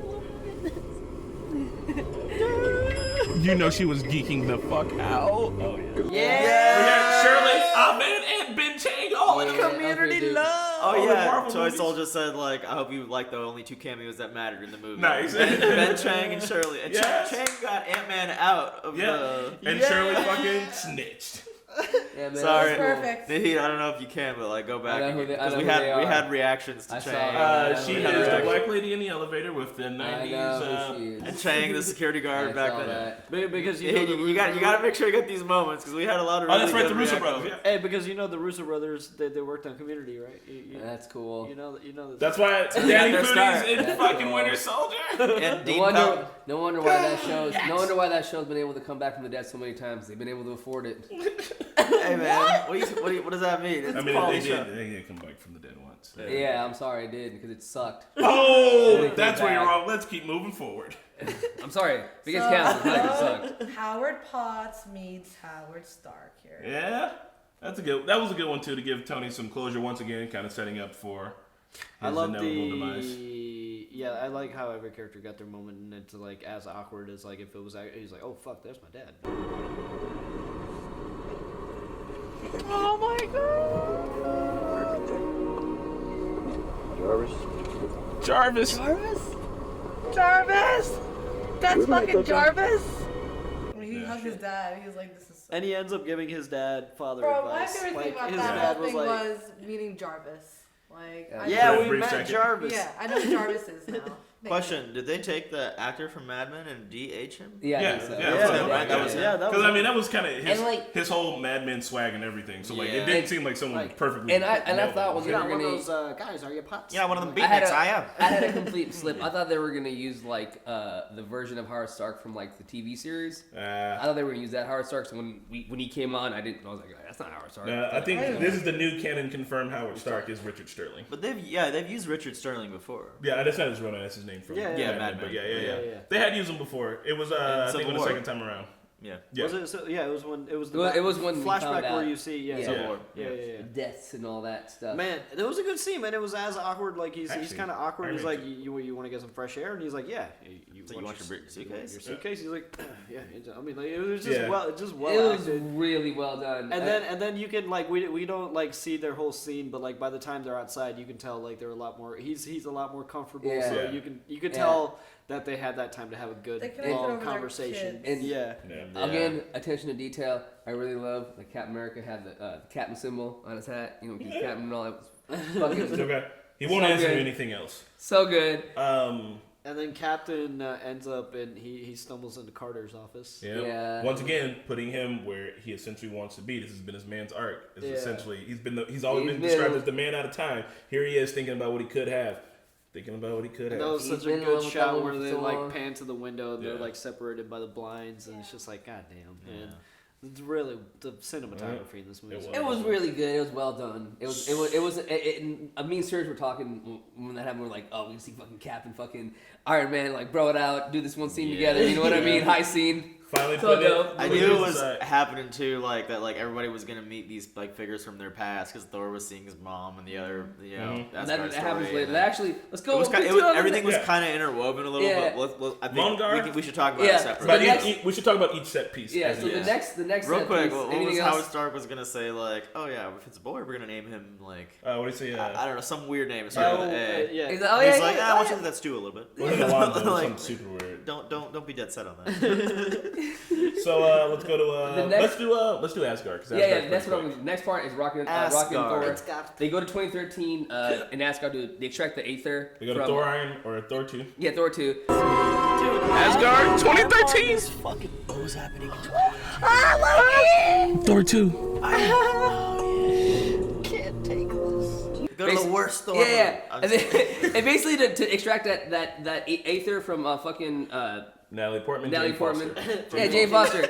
They brought her back, They bro. brought her back. Hey, this is really good because like when this scene happens, man, you just see Thor again, bro. He just all in his emotions and shit like that. Panic He attack. has another fucking panic attack and like Rocket's dialogue in the scene is so good because he talks about like how he lost his family.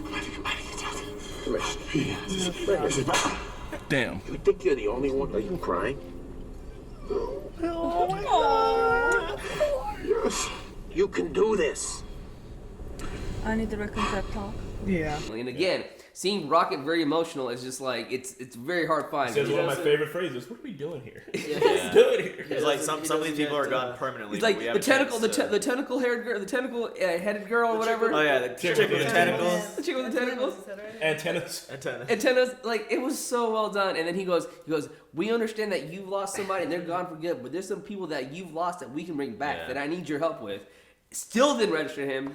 The next thing you know, he fucking runs off and he finds his mom, and then while that happens, Yeah. we see Jane Foster for like a split second. I wonder how much Natalie Portman got paid on that. Seriously. Who knows? Yeah. You seen the movie? Natalie Portman. You seen the movie? Oh my god, Natalie Portman's in this movie. Okay. But Like, I want to know. Did they like pay her to like Dude, shoot they- a scene I'm where sure. she just Bro, wakes up? Bro, I rewatched Like, that scene. got an individual film hear unit that out there. Asian calls Dude. like Natalie. They want you to come in And get up. No, literally, they will Wake bring up. the set to you. They They just film want you waking up. I just from want to, bed. because like And I was off trying to see if that was camera, maybe pay like like $50,000. digitized or whatever the fuck, but That looked nah, real. man, that looked real. That was down. I mean, I remember, bro. The best, the whole part of going to Asgard was to get the stone, but the most important part was Thor getting to have that Yeah, with his conversation with his mom. mom, and for his mom to be like, "You're not the same Thor. You're from the future." Like for her to be like, "I was raised by witches, dog. Like you're not fucking faking me." That's like some mom shit where you try to fake your mom out. She's like, "I'm your fucking And it mom." was, Yeah. and it was Nah. so perfect because at the end of it, she even said that this was a gift. It was a gift because Yeah. like Yeah. because she dies. Next. man, it was so well done, and he And- like needed that. And, And, and he does take Mjolnir, but Cap returns. But hold at on, the end. here was the important part about him getting Mjolnir was when he grabbed it. He said, "I'm still worthy," because he was doubting himself. Were you gonna say? Yeah. Marquetta? We had a reaction to that. All the so- Asgardians called Rocket Rabbit. Yeah, they did. That was so Yeah. funny. Get that rabbit. They were Oh yeah, chasing like him get and the they were like, rabbit. I love when he's like running around though, because he's like he turns it. So they just don't believe, like, Asgardians don't have raccoons. They only have rabbits. So they're like, that's the closest thing I can approximate that to. So now Mongard. Oh, Mongard. one last thing, man. I just want to it was so awesome. What's that actress's name again that plays Thor's mom? I can't remember. Elizabeth Shue. That's not correct. No, I'll look but it she's like very. Elizabeth Shue. She did really, really good on setting him Yeah, up. it was Like, nice. he- that it she was- did that. She gave him the advice that he said he was going to do by the end of the movie. He was Yeah. like, I'm going to find out who I am. instead of Yeah, who I'm exactly. That's what I supposed want to say. be. Because like she said, he's like instead of like trying to be what you want to be. This was a gift. Now you go and be the man you're meant to be. I love you, Mom. You gotta say goodbye to him. He eats a salad. Damn. I wonder if he eats that salad. And then yeah, exactly. And and then eat she even yourself. said like when Thor tried to tell him, hey, like I need to tell you something. She's like, no, don't tell me anything. Yeah. Fucking awesome. I think man. that's the She's other so cool good. thing too is that Thor is not essentially a great leader, as we know. Yeah. Like he needs to be king because he's supposed to be, but that's also why Monarch's It's so more big Rene because Russo. you end up getting Huh? to do. Rene Russo. Renee Russo. Renee I'm such an Russo. idiot. Renee Renee Russo. Russo. Renee Russo. Wow, Such an that's idiot. Renee dude. Russo? Yeah, bro. Russo. Renee Russo. Dude, come on. Damn. They had an all-star He's cast. OG, man.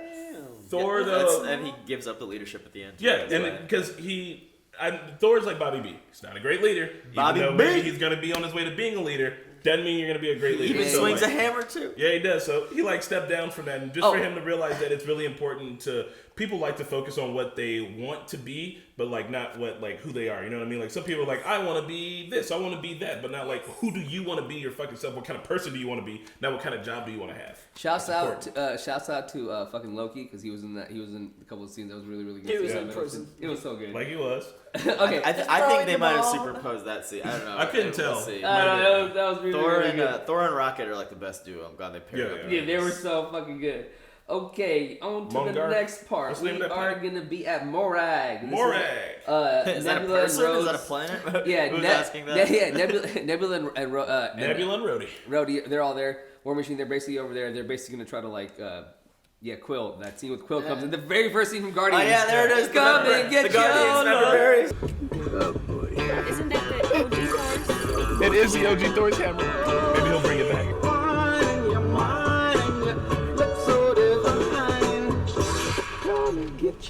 Elvis with family is so good. It is. So he's an idiot. Yeah. Damn.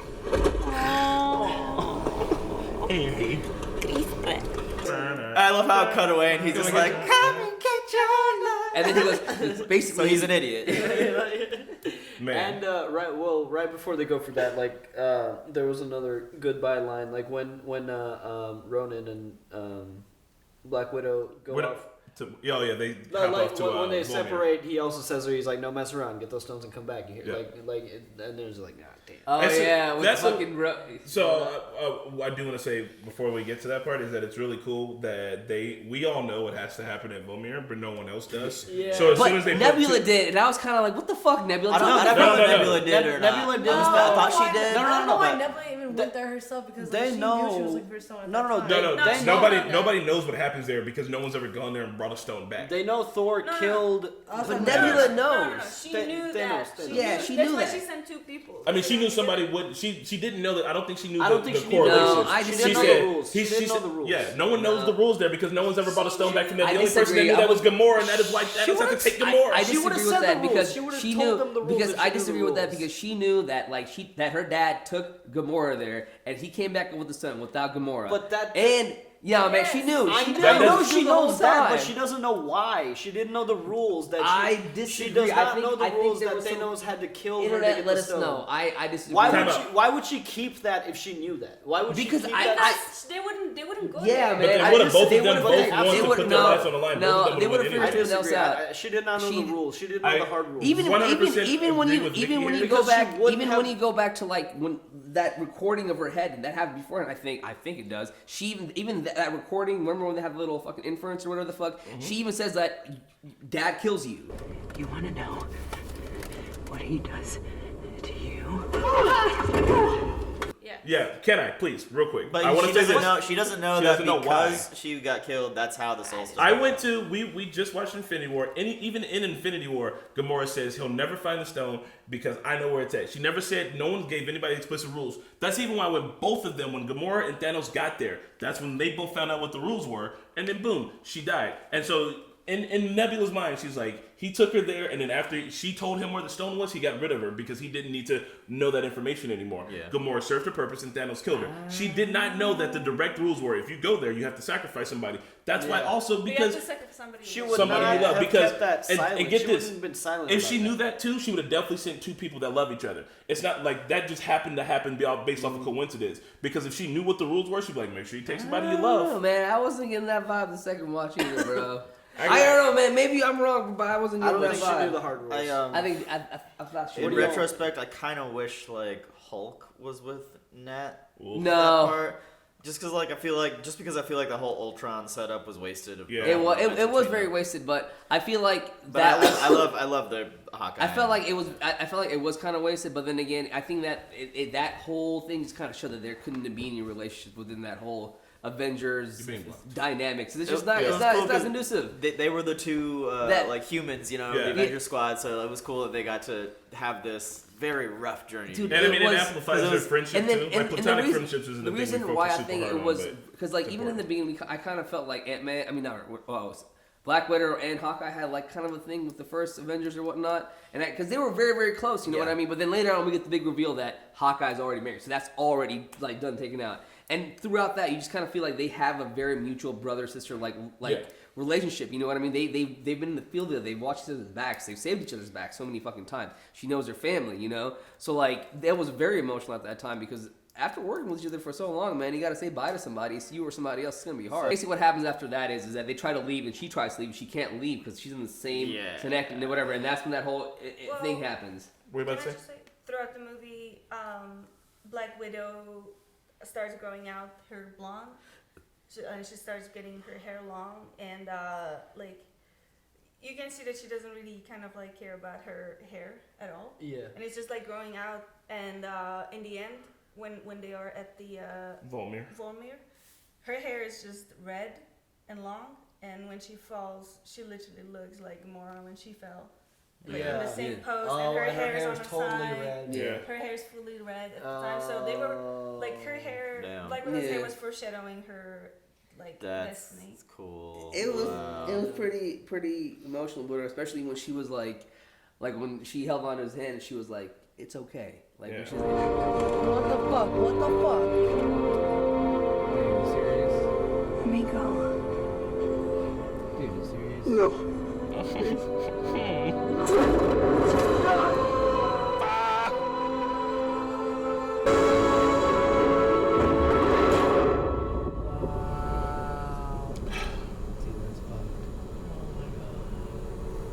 It's okay. I hate that. Like, you know what? That last one, she's like, "It's okay. Let go. Well, It'll be fine." It's like I've never no, seen you're it not. before. Like two people fighting to kill themselves. Yeah. Tell my family I love them. You tell him yourself. No, Natasha!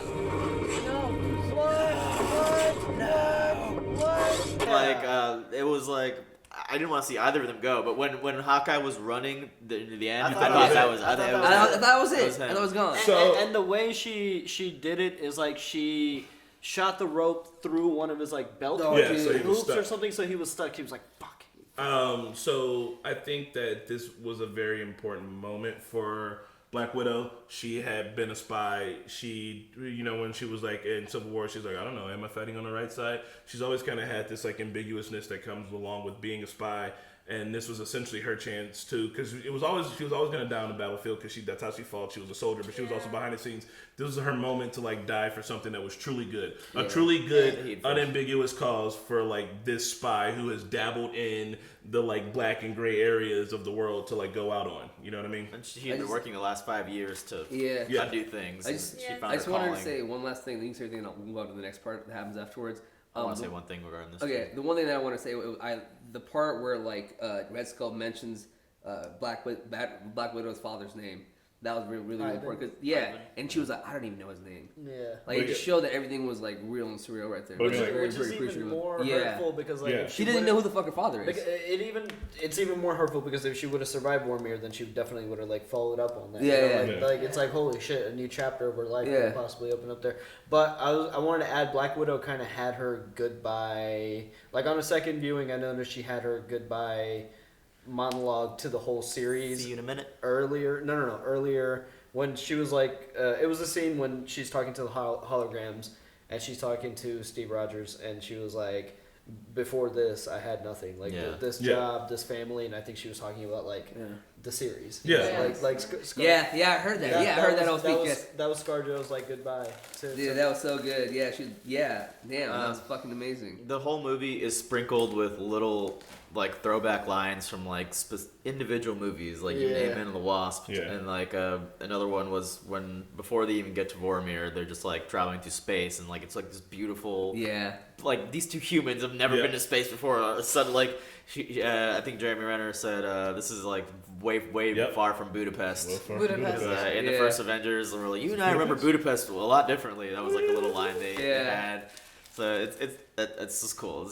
I love all every single piece of it was so good. Meticulously written. They did a good job. So after that, we go directly into the aftermath of her death, which is like some of the most emotional scenes that I've seen in because it's all hitting them hard, man. Yeah. My favorite part is when like Thor is like, well, what are you talking about? We're the Avengers. We can fix this. We can go back and we can go change this. And then you see fucking Hawkeye cut it. And he's like, no, we can't. She's gone. Like I don't know what you're talking about. She's gone. Like.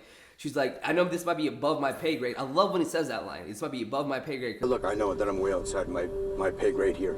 But she still's in here, is she? No, that's my point. It can't be undone. Go grab your hammer, and you go fly and you talk to him. That's so good. It's supposed to be me. Because again, he is like the lower, end on the spectrum when it comes to power, and casting in the movie. He's like nothing's gonna change. Like nothing's gonna change. He's like, well, do you want to go up talk to that redheaded, cloud-headed person? Yeah. Fly up there. And I love that because you can see the emotion in his face, man. Because it's like, what can you honest to fuck do right now? Nothing. Yeah. It was that was a really good scene. His acting was really good. But like, so I mean, this movie is not without its plot holes or like weaknesses. And one weakness is like, what are the limitations to the stones really? Because like on one hand, if you die to get a stone, I know that. On one hand, we're saying only certain people can be brought back. But then later on, Thanos is like, you know what? Now that in hindsight, I know that the other 50% that survives isn't going to do shit with that. I'm just going to destroy everything and create a whole new thing. And it's like, well, if he can do that, no. He said it was going to like erase their memory of it. Yeah. He said he was going to.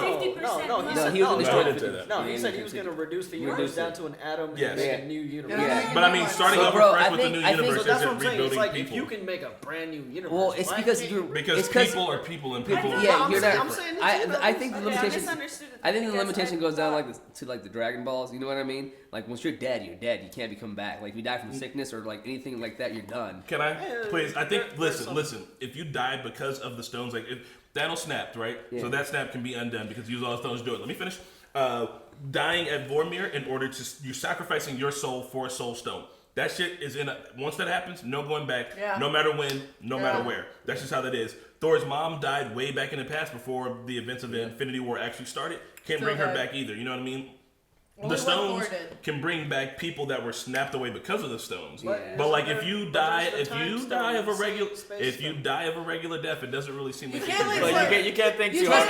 Trust me.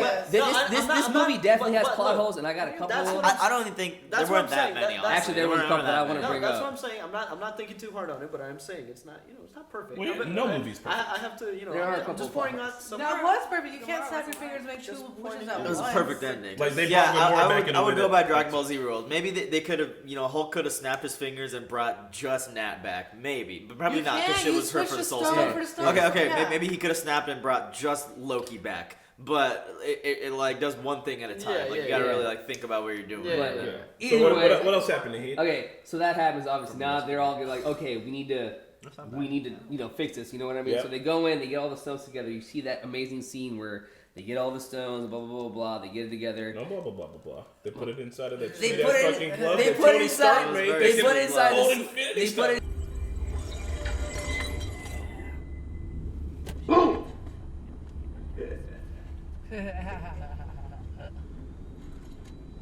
Inside a sweet Tony's and think about Infinity, that. yeah. Think about that. The Power Gauntlet was made on a fucking meteorite forge By and a fucking, dwarf. And Tony Stark. Tony Stark made it. Stark is smart enough. Tony to Stark. harness By that the way, energy Tony Stark's on shit. Earth, on Yeah. Earth Tony based Stark. technology. So they make Hold on, also don't forget it.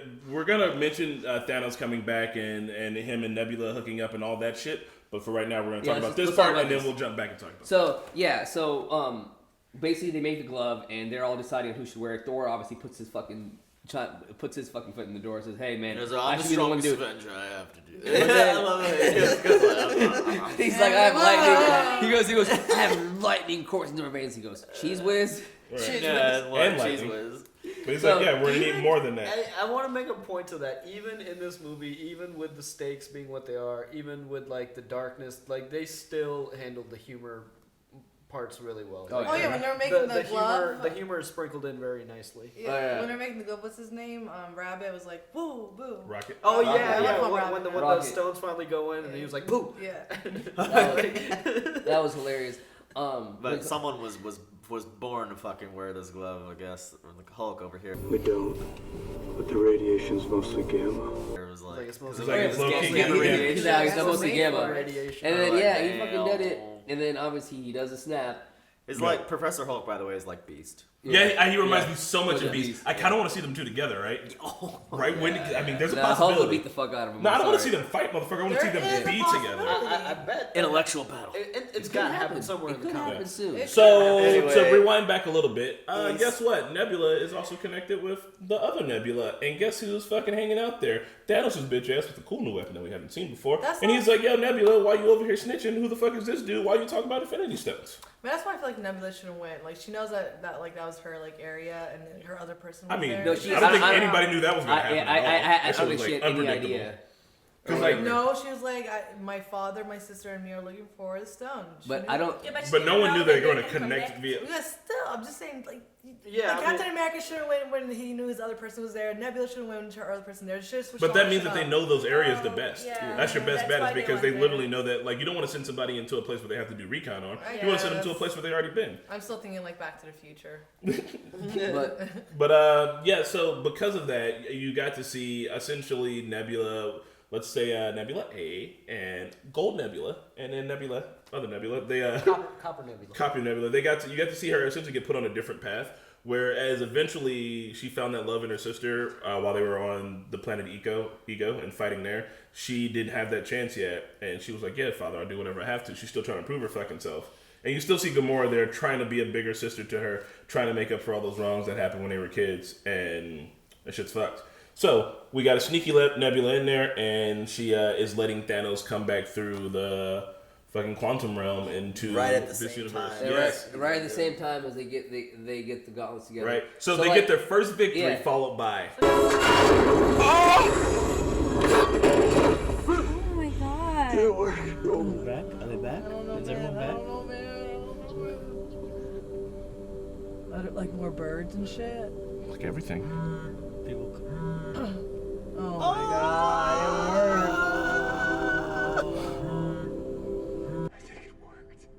god, Ant-Man got blown. When Ant-Man got blown away, I thought he was he's dead. You see that shit? That was really cool. It's like, did it work? And you're like on Hulk, and he's like looking up at the sky, and then you see, and there's Right. no volume, but you just see this tiny little thing coming, and then just.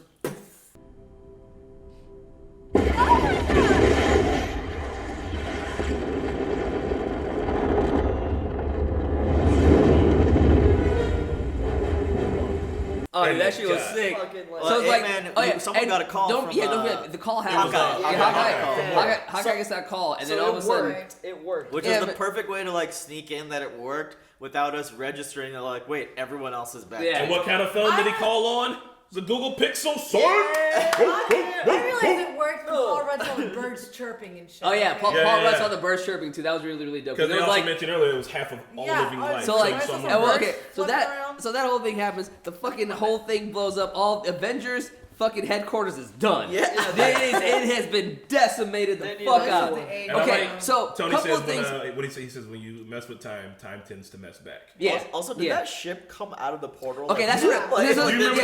You know how when you go into the quantum realm, you get smaller. Yeah. Gotcha. So you saw it getting bigger see, progressively as it was coming out. Because Rocket even gave Ronan his ship. He gave him but they used Pym particles to make it smaller. So this is my question though. Okay, this is where I kind of find a couple of plot holes. I'm trying to figure out. Help me out with this. Okay, so Nebula was able to get through the fucking the quantum realm because she had Pym particles. Okay, Yes. now. Where did Thanos get Pym particles to make his ship smaller? So, whoa, if I can, because I clearly remember the last movie, Ant-Man 2. When you go inside of the quantum realm, that big tunnel they made, remember they pushed that ship in there? Yeah. They don't make the ship small first. As it goes into that tunnel that gets smaller and smaller, the ship becomes smaller. So the ship doesn't need Pym particles then? So, no. I think it's like that machine that they were pushing things into was making it smaller. Or maybe because Nebula, I Nebula thought also has Pym particles on a little belt thing. I thought that you need Pym particles to go through that thing, go back in time and whatnot, right? So that means the ship would need a good amount of Pym particles. Oh, but here's the other thing too. You see them pick people out when they're like, "Hey, we're gonna send you back, and then we're gonna grab you and pull you continue, back." because I got more plot holes for you guys. That one I can't explain. Okay, because she had to come back first. She had to come back first, and then she went in and got them back. So continue. I got another one to that. Did she share the vial? Because there was a scene of her like giving the vial to Thanos, and then she was like, "How do I look?" And like she did give him a vial. Yeah, but that doesn't explain. Yeah, that doesn't explain because I'm just saying there has to be a lot of Pym particles for that thing to come through. All right, so there's an extra Pym I'll particle. explain Kind it. of One of Thanos' death disciples is very smart. Ebony Maw, he saw it and he was like, "I can replicate this, sire." Probably. Continuing on. But no, they can pull. I thought they grabbed people because they're like, "We're gonna send you there for like." When they were trying to send them back, they're like, "We're gonna send you back for a week and let you mess around and pull you back." They still used Pym particles. All right, yeah. Okay. So continuing on. This all happens. Obviously, Avengers headquarters is fucking done. And I don't think the next one should be built next. Yeah. Big ass body of water. Okay. So the next thing that happens is like you have Hulk, Rocket, and Rhodey. fucking Rhodey in the bottom. They're about to fucking drown because they can't. He's like, "I can't breathe." And he's trying his best to hold it down. And obviously you have fucking Hawkeye with the gauntlet running away from the cohorts, and then you.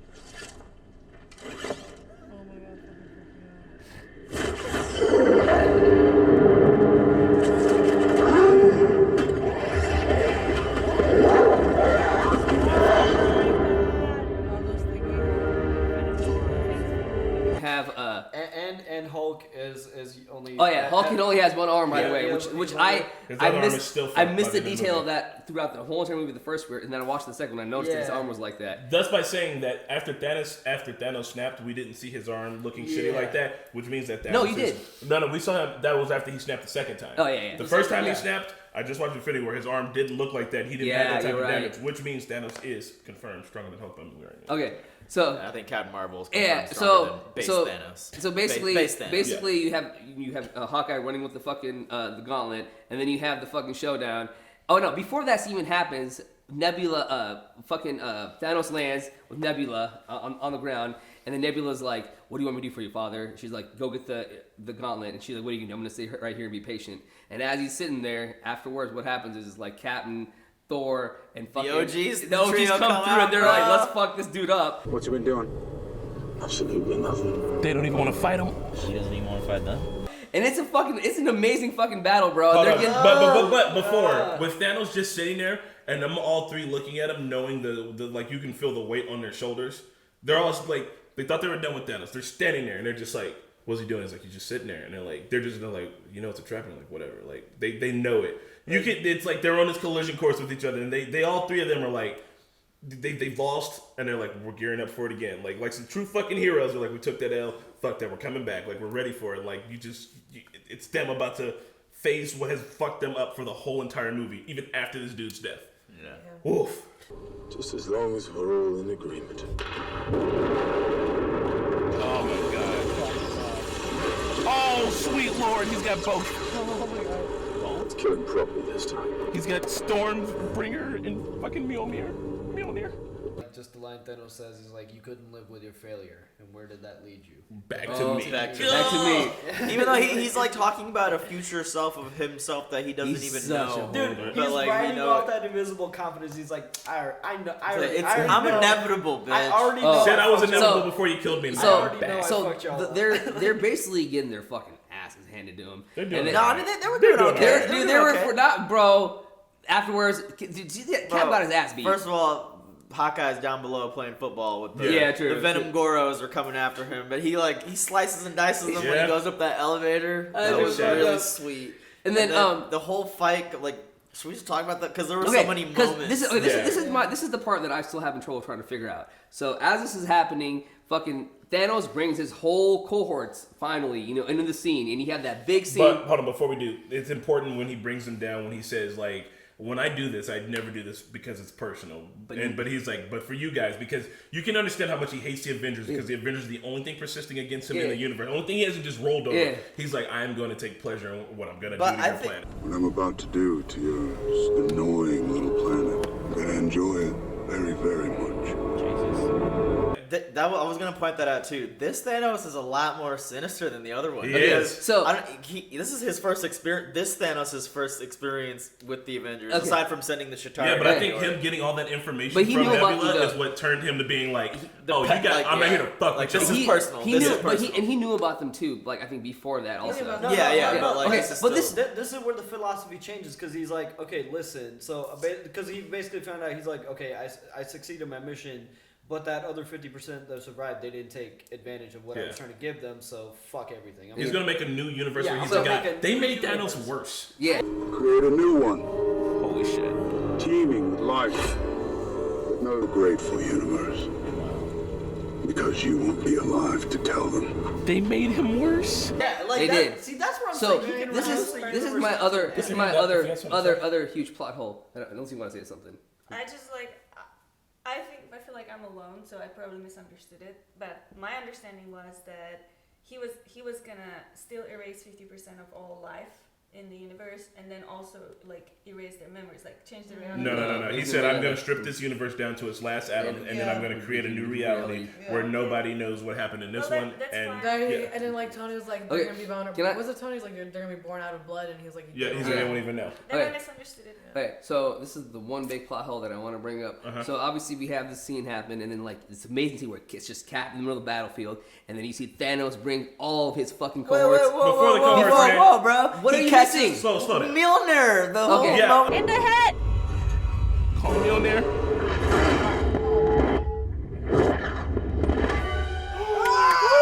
Oh my god! Oh my god! I knew it. Holy shit. Oh, sweet Lord, yes! That is a fucking moment in I think we all jizzed in the car, like right after. Just show the look, man. When Cap summons Mjolnir, first you're thinking that you're like, oh, Thor's bringing it back around to hit him, and then Cap grabs it and he grabs his shield, and Thor says, "I knew it," which is a callback to fucking Avengers 2 when he jiggles it just a little bit, It was and really good. it's. Everybody in the theater, in the car, in the world. He's worthy. He's worthy.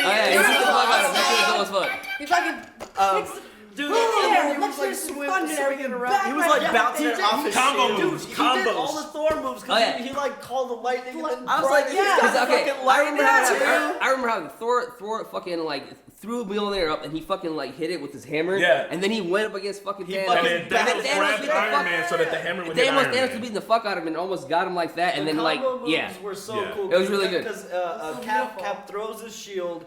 And Thanos dodges it, but the shield is like flying behind Thanos. Then he throws a hammer to create the vibrations. Bounces it off with the shield, and then oh my god! Dude, first Avengers movie, we saw the shield hit the hammer and like create the sound. Yes, and he used that to distract Thanos so he can fucking clack him with the hammer again.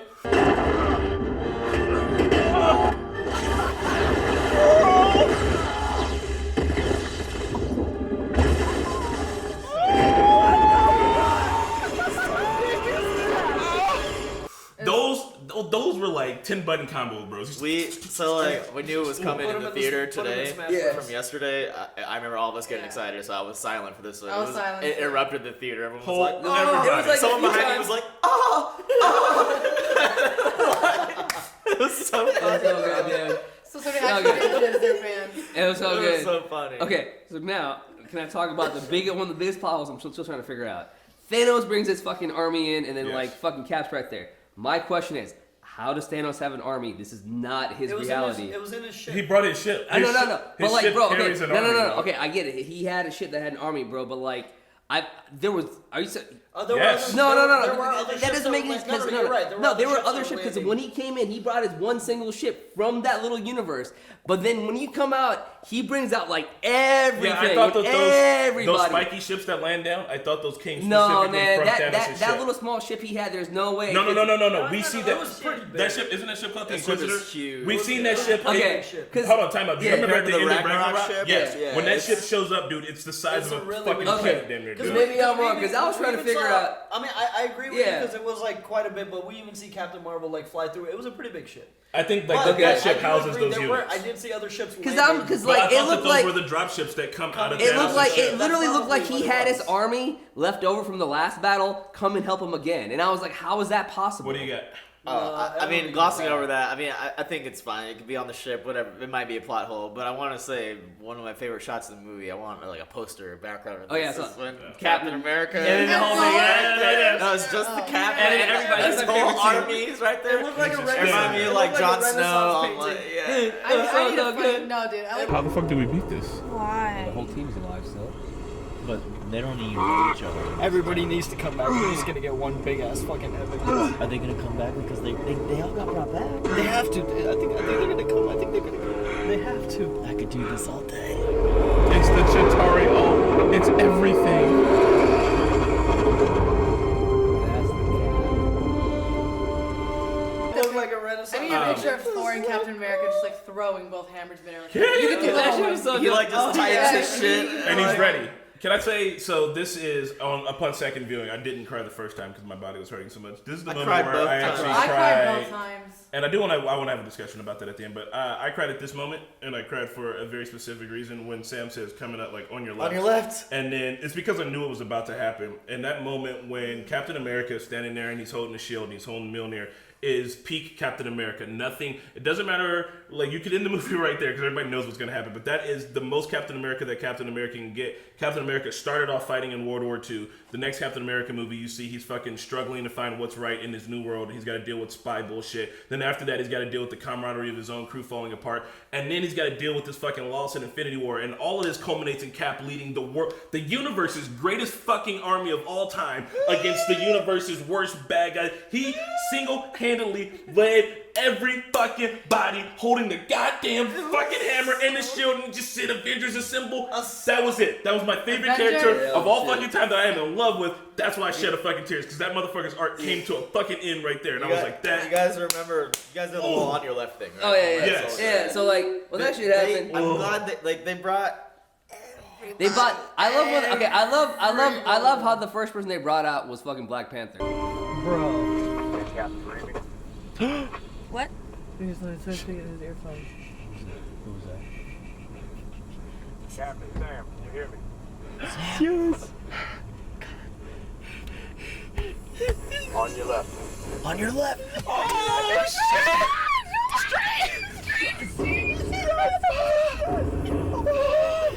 Oh, Wakanda for fucking ever. Oh my god. Oh my god. It's my baby. The squad is here. Fuck yes.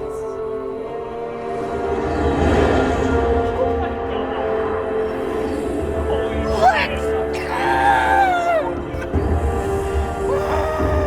Holy shit. Let's finish this. Let's go. Let's go.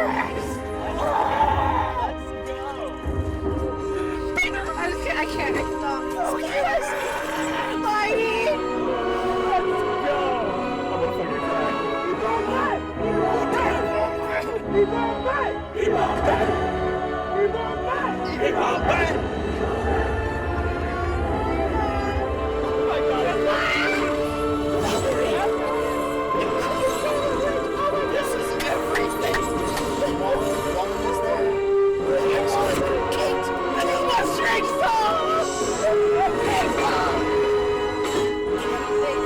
Is that everyone? Do you want any more?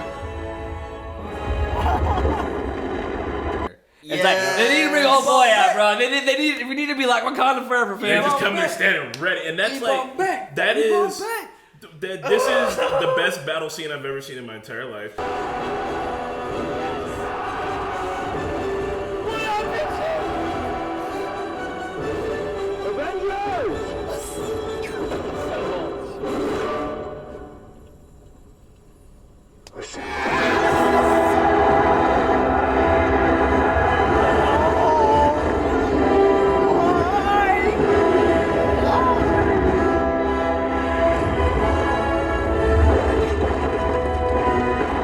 The hype was fucking there, and everything leading up to it was just so crazy. Okay, cool that they brought like all the Wakanda soldiers, all the Sanctum, whatever. So, people. dude, it was so and then who else? There were some other soldiers there.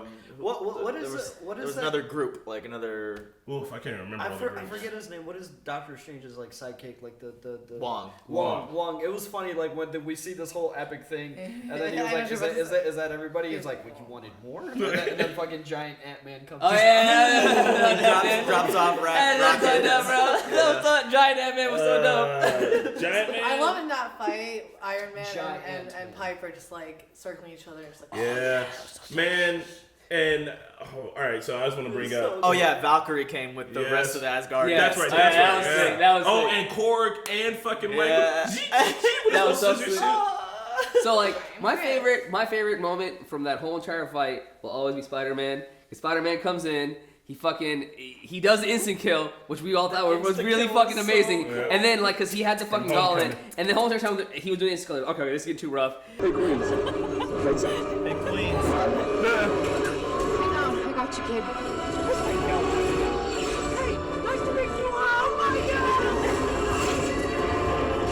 They threw the fucking hammer. He grabs the fucking hammer. He's like flying on the hammer on his website. And then it's just so Peter Parker because he meets Valkyrie for the first. He's like, oh hey Valkyrie, I'm Peter. And he's like oh my god. Can you imagine the writer's room when they were writing this? Is like, okay, They just have moments planned. Then Mjolnir is gonna fly, and Spider-Man's gonna attach onto that, and it's gonna land him on a Valkyrie's horse, and it's just like, Just you, like Right, nerdy. because like that initial clash, like I saw it better at the theaters today. There's so much going on between like Ant-Man punching that big thing. Like, you can see everybody. So Scarlet Witch has been touted as being one of the strongest Avengers, but we never really get to see her unleash. And guess what? Does she not fucking handle Thanos when she gets unleashed? And the only way Thanos is able to get loose is by literally firing on his own troops. I don't even know who you are. You will. Hell yeah. Full Wanda. Bro, Wanda's one of the strongest. And she was like, "You will." And guess what? Before he died, he damn sure knew who fucking Scarlet Witch was. Yeah, she was just like. He was like, tearing him apart. Write it down. He was like, our troops. It's like, just do it. It was the only way. He was about to die. Peter, when he met Captain Marvel, he's like, "Oh hi, I'm Peter Parker," and she's like, "Hi Peter, do you have anything Peter Parker. for me?" You got something for me? It was so good. It was so good. Peter Or his reunion with Stark. The one with the hug. Because in Homecoming, remember he tried to hug him in the back of the car? And he was You will not believe what's been going on. Do you remember when we were in space? It's been 5 years. Come on, they need us. And then he started doing the yellow sparkly thing that he does all the time. What are you doing? This is so fucking beautiful. Oh, this is nice. I teared up during that part. That shit was really emotional. When he said this feels nice, cause like it was so long since seeing him, man, and like he was the reason why he like did this. You know what I mean? Like Spider-Man was the reason that Iron Man went to that extent, but like, you know what? I'm gonna figure this out. I need to get the kid back. That was Shout out amazing. to the females when Peter goes, "I don't know how you're gonna get through that." Is there all How are you gonna get through all of that? She's about to wreck ass. Don't worry. She's got help. Look at that girl power! Look at that girl power! Oh my god!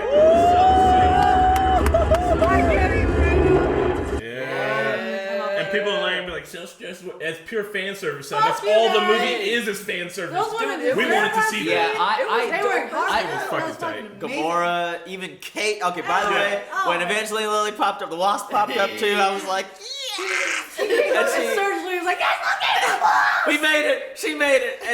And she also the part where another callback just to Ant-Man and the Wasp, because in that movie he was like, yeah, the Cap needed my help, and she's like, the Cap. The Cap. And then she's like, we're here if you need us, Cap.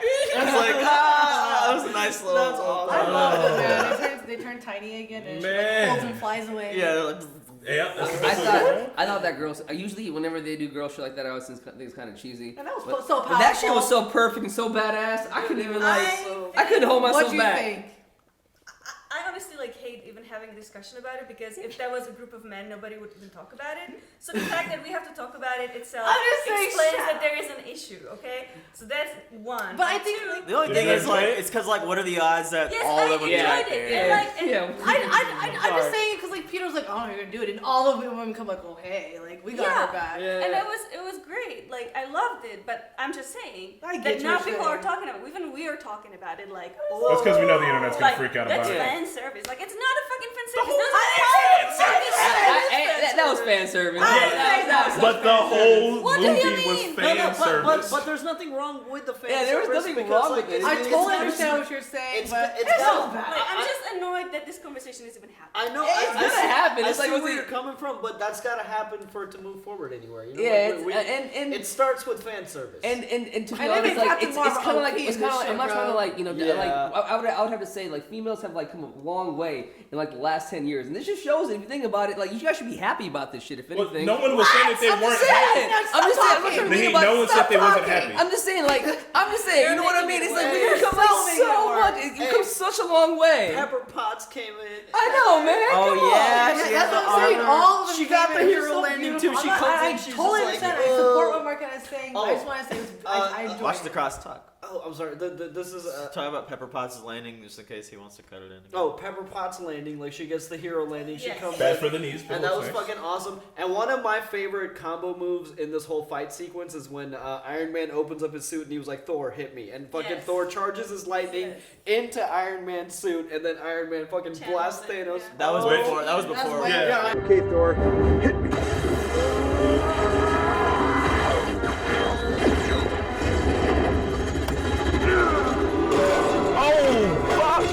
But they learned that move from when he hits him with the lightning. He's like, oh, shoot at 100 million gasoline. Like, it was past 100%. Nice. So he built it into his suit because he knew he was going to fucking use it in the sweet. fucking future. They stacked up everything we've learned thus far. man. Yes. Dude, this was holy shit. It was So, so yeah, good. I like the women's scene. It was cool. It was so dope. Oh, Gamora and Star-Lord get The Yeah. three most controversial seconds in the movie. I'm just saying I liked it. I don't I know. know, if it was the most I know. I'm just controversial. like, I already know what's gonna happen on the internet, and I'm just like already cringing. Nah. But for like, okay, like there's You a know guy what I mean? scene. I was Like, like, I'm not complaining about See, you guys. but the I'm thing complaining about it is, But Can I I s- can see can people I be- arguing like, can I be why devil's- can't they be strong That- independently? Can I- Yeah. can why I do be they have to devil's be grouped advocate? up together to be like? Oh, just because it looks awesome. Hey, But, like, you have- same. I- I gotta get a shot of all the female events. I know already that like that scene, and then when at the very end, I know I'm going forward, but like at the very end when When Thor gives it. Captain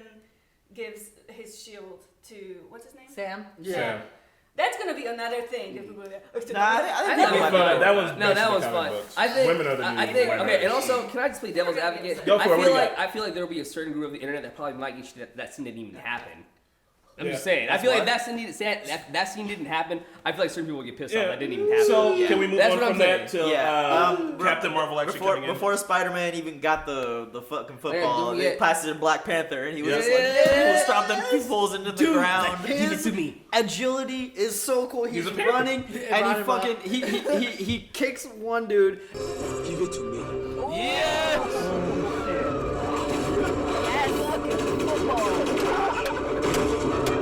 And the coolest thing is when he's getting hit and you can see his. You can see the purple building. Yeah, Purple. and then he fucking just. I wonder, like, was it always like that, or like, No, because that was that version scene two. could have been That like, was version 2. The suit? The purple suit. Oh no, I'm talking about like this whole scene. Like, was that always the case? This sequence of events, or did Black Panther come out and do super well, and they were like, all right, we're doing reshoots for Infinity War. All right, throw that shit to Black Panther. No, I think they wanted to give everybody a certain fight and not fight because maybe they knew who it was going to go to. Everybody had a good. Everybody got a little something in there. So Captain Marvel comes into the atmosphere and absolutely changes the battle. Because if you know what Captain Marvel's go-to move is, it's punching a ship to death. And that's the first thing she does. Right through a ship. Flew through it. And I brought this up afterwards in the car, which is probably hard to see and or hear, but like they do OP very well. You get to see Thanos at his worst, getting handled by everybody. Then you get to see peak Thanos standing up to everybody, even without the fucking gauntlet. And that's kind of, he's standing up to everybody, but that's not everybody at their best. That's everybody after 5 years of sitting around doing nothing. You know what I mean? And then finally you see Captain Marvel come in and like really start putting it to Thanos, but she's not.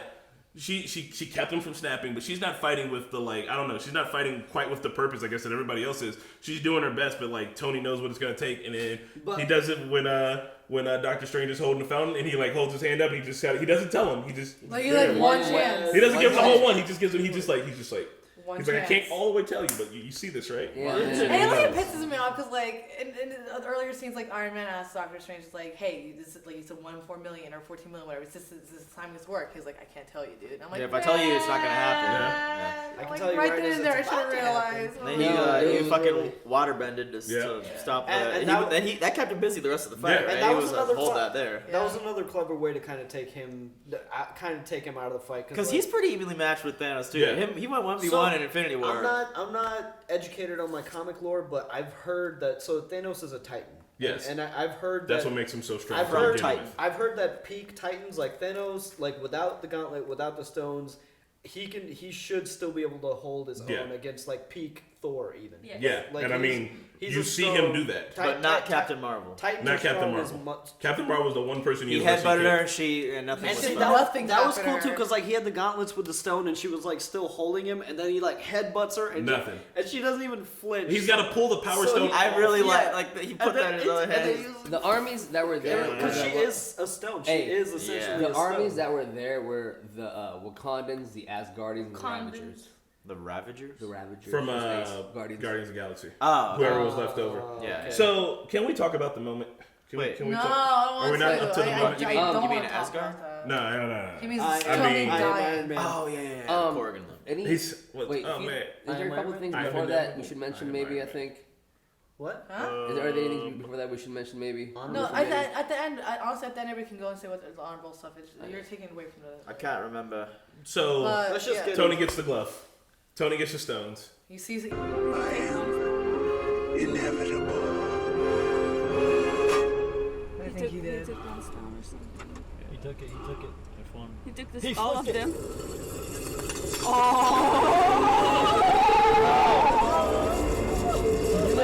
gonna sacrifice himself. No. Iron Man.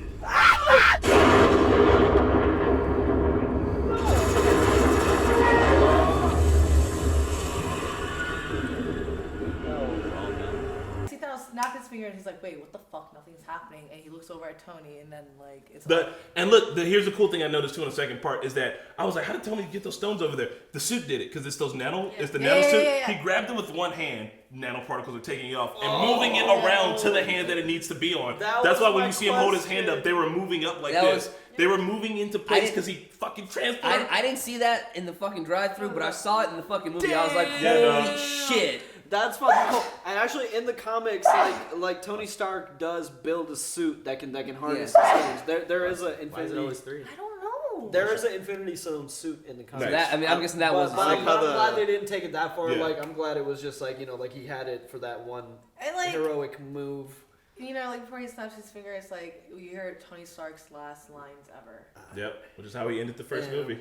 Iron Man. So the colors look really cool in the suit. And he's like, I am inevitable, and choosing to. Instead of saying it was so good, dude, he was gonna say I'm inevitable. Nope, bitch. I am Iron Man. I am Iron Which is a smart ass. So listen, Tony starts his whole entire arc by being a guy who sells weapons. All right, he like perpetuates war. He gets over that shit. He builds his own suit. The next time you see him, he in like fucking Avengers 2, he's struggling to deal with like how to protect everybody and how to keep everybody safe. He doesn't know how. He tries to and he overcorrects. And then you see him take this L, and then you see him finally get the things in his life that he couldn't have before. He had the family, he had everything. So Tony is risking his most idyllic future to save everybody when he started off as the most selfish Avenger. Remember, he was a billionaire philanthropist playboy. Yeah. Remember, he was shit talking. Remember, he could do whatever he wanted to, and he was unfucking stoppable. Remember in Iron Man 2 when he was thinking about sleeping with Black Widow, he was thinking about doing all that shit, and he gave it all up for his fucking family, man. Yeah. And like single-handedly saved the fucking universe. You want to put our armor on the Because road? Iron Man is that dude. That's why. That's what when I'm crying for Iron Man, I'm not crying because he's dead. I'm crying because he did the one thing that was the best thing for him his entire life. He completed his arc, and he went out like a true hero, even though he kind of started off as this selfish motherfucker. Yeah. That is beautiful. That's what got me That is crying. fucking beautiful. That Even in the his, drive-in. even his dad. Yes. I'm sorry. Go on. Even his dad, like when they were meeting up, like he was like talking about like what would be so wrong if your kid turned out like he was like, well, rarely has the greater good ever aligned with my own self-interest. And then it did. What were you about to say about Just tears? that's the part that hit me the most is when Peter Rhodey comes up to him, and then Peter, and then Potts, and it was everything. We'll be all right. Yeah, we want. Like It's like the father figure, and then now it makes sense. The Homecoming trailer when he doesn't want to wear the suit because he's in mourning. It's like the mourning that's suit. great. Dude, so like, I'm not at all sad that he's gone. So just one quick thing. I just wanted to point out, like, Tom Holland is so good at acting fragile. Like, anytime he's in a scene, you're just like, damn it, Tom. Like, yeah, man. It's like, oh, this is nice. He's even this fragile in real life because he gives out fucking spoilers left and right, dude. He's like the one they don't want to interview. So funny. He's hilarious. He's Pete, bro. He's Pete Parker. But for me, like, I didn't tear up or like cry that much like the first time. But the first time I saw it, it was like shock to me. I was like, holy shit. Like, they're getting rid of, like, our boys. Like, he's gone. And I think it was, like, this time in the theater today when I started crying that, like, for me, it's, like, 11 years of, like, seeing these people and seeing this show and seeing, like, it's 11 years of my history, I feel like. And it was just coming to an end. And it was just, like, done. Like, no more will I see, like, Tony, like, you know, like, as, Tony Stark as fucking Iron Man. Like, no more of that. No more fucking Robert Downey Jr. being on there. Like, he's gone. I mean, if he doesn't play anymore, like, if he's ever on any of the MCU stuff, it's going to be, like, little things here and there. But, like, Iron Man as Tony Stark, Robert Downey Jr. is done for it.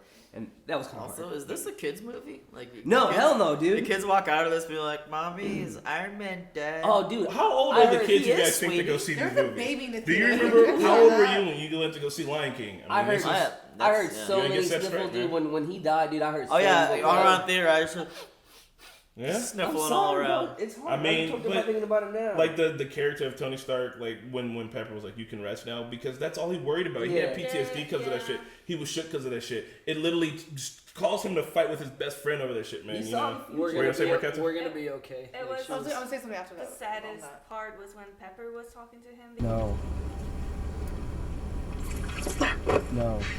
Yeah, this is his whole family pretty much. Where's Pepper? Hey, She'll be there. Mr. Stark. Where's Cap? Can you hear me? We won. Mr. Stark. We won. You did it, sir. You did it. I'm sorry, Tony.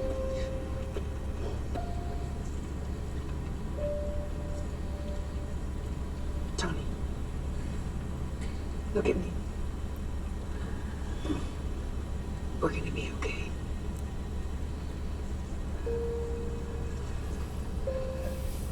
You can rest now. That's so fucked up.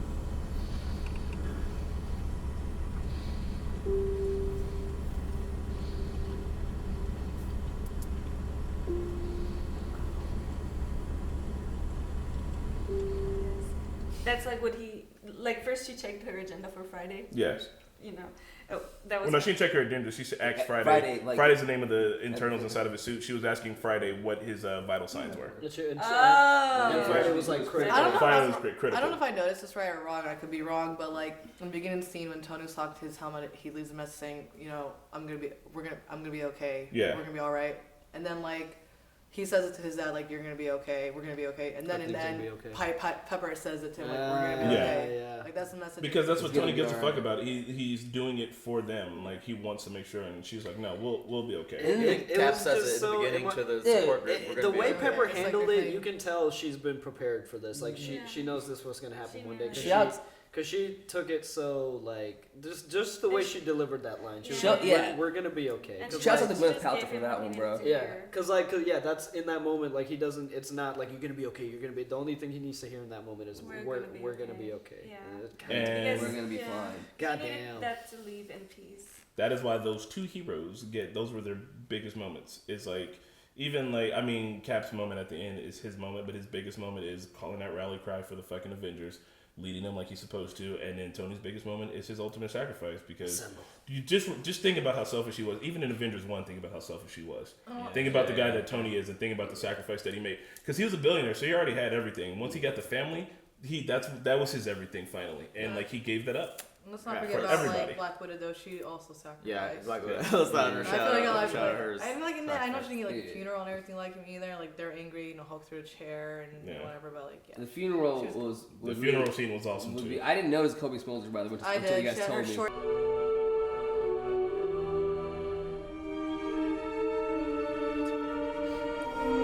Look at all the fucking people. Nick fucked up, of course. Her hair up to her chin. Somebody told me. Did you see how the movie franchise were standing with each other? Yeah. It was like, and it's because all of those movies wouldn't have been possible if it wasn't for Iron Man. Yeah. If Iron Man would have failed, those franchises wouldn't have been possible. Proof that Tony Stark has a heart. That was up, dude. That made me cheer up even more. I was like, oh my god, you assholes. Yeah. Also, all the Avengers were possible because of Tony. He was the first Avenger they recruited because they know that Tony could get to everybody else. Tony's a salesman. Literally, all those guys were standing there because of Tony. In our real world, those movies weren't possible without him. Smulders was there. Even Michelle Pfeiffer was there. Yeah, even the lieutenant guy that like him at the bar, he was there too. That kid from Iron Man 3 was there. Yeah. And then Nick Fury was there. I thought he might have been like. I mean, it makes sense he was only in that scene because he wouldn't have been like at the fight, but like. I thought he might have been in there. Honestly, like the whole movie, like this was into a saga, as you guys were saying. They made sure to bring every single person who put a minute into that movie to give them like a part of that. Yeah, the credits. They had everybody sign this. They had the OG cast put the signature on there. And then Morgan wanted cheeseburger. I know, just like her. What do you want? Cheeseburgers.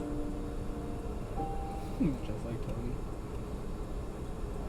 You know, your dad liked cheeseburgers. Okay. That was sad. So wrap it up with Cap. The little kid from Iron Man 3 there's more there stuff. too. So wrapping it up, let's not forget about Thor and then how like he's going off. He basically gave his kingdom to Valkyrie. So, the people need a king. No, they already have one. It's time for me to be who I am rather than who I'm supposed to be. Your Majesty. Wow. That wasn't me. Which is really well deserved, obviously. I don't think he would have done that if he didn't have to talk with his mom either. Yeah, he totally wouldn't have. And then he's going off with the Guardians, and that shit was Asgardians hilarious. of the galaxy. Bro, I'm still cutting you guys' reaction to that one right now. As Guardians of the Galaxy back together again. Did you say the Asgardians? Yeah. I'm in charge. I know, of course you are. Of course. We should fight one another for the honor of leadership. Sounds fair. Shut up, all of y'all. Not necessary. There shall be no knifing one another. Everybody knows. No knifing one Who's in another. charge? Me. Right? Yes. Of course. Alright, well, that movie's gonna be amazing. You have to return the stone to the exact moment you got it. It's like, of course. Right? He's at 3 times. Yeah. Don't whatever the music is, the visuals for that movie is gonna be crazy. Dude, that was a clap back to like Guardians of the Galaxy Volume 2 when Thor's on there originally, and they meet for the first time. They're like, You mean Infinity War? No, Guardians 2. Wait, Thor, no, it was Infinity War. My bad. Yeah. Infinity War. Yeah. When Thor was on there and they like met him and they're talking about how like good he looked and how his like muscles are interwoven and all that good shit. And you see Quill just like I love when Chris Pratt does like the fake, or whenever they do like the fake laugh. It's like you guys can use it. He's like ha ha ha. Fake That isn't needed today. Like no knife You guys should fights. fight to the death for who's captain. Like no, we. Whatever the visuals and the music is for that movie is going to be a fucking wild ass ride. Whatever it is. Gamora and Quill have to start over. Yeah. He was searching for Gamora. I saw that. I saw I didn't see that in the movie. I saw that second drive-in. I didn't realize that she was on the ship with them until he was like searching for her. Yeah, so she's not there on the ship, and he's gonna go out looking for her, which is cool because now he kind of has like he's looking for the love of his life, and like he has to like redo everything with her. That's tight. I'm interested to see. That's a good way of kind of resetting that without like full on blowing everything else up. So then like after all that stuff, like remember the scene in the forest with like sending Captain America back with the stones and everything? Yeah. Do you guys feel like Barney? Bucky. I don't know why I said Barney. Sorry, like complete brain fire. Barney Barnes. Yeah. Did you guys notice that he knew what the captain was doing? It kind of seemed like it. Hey, buddy. Don't do anything stupid till I get back. You're taking all the stupid with you. He's going to return the stones. To the exact moment he got them from. He's like, I'm gonna miss you. He said, I'm gonna miss you. Why would he say This is another plot hole I want to talk about. It's like the whole Can we talk about the emotional impact? Talk about the before we emotional talk about impact. the plot hole? Okay. But wait, he told him, I'm gonna miss you. I caught that the second time, and I thought He that said was bye, weird. everybody. But then You know why? But then he did seem surprised. I think he seemed like kind of he mildly even surprised. let- It's like, hey, it worked. There's an older captain. He let Sam go talk to him first though, because here's the thing: is Bucky is also a man out of time.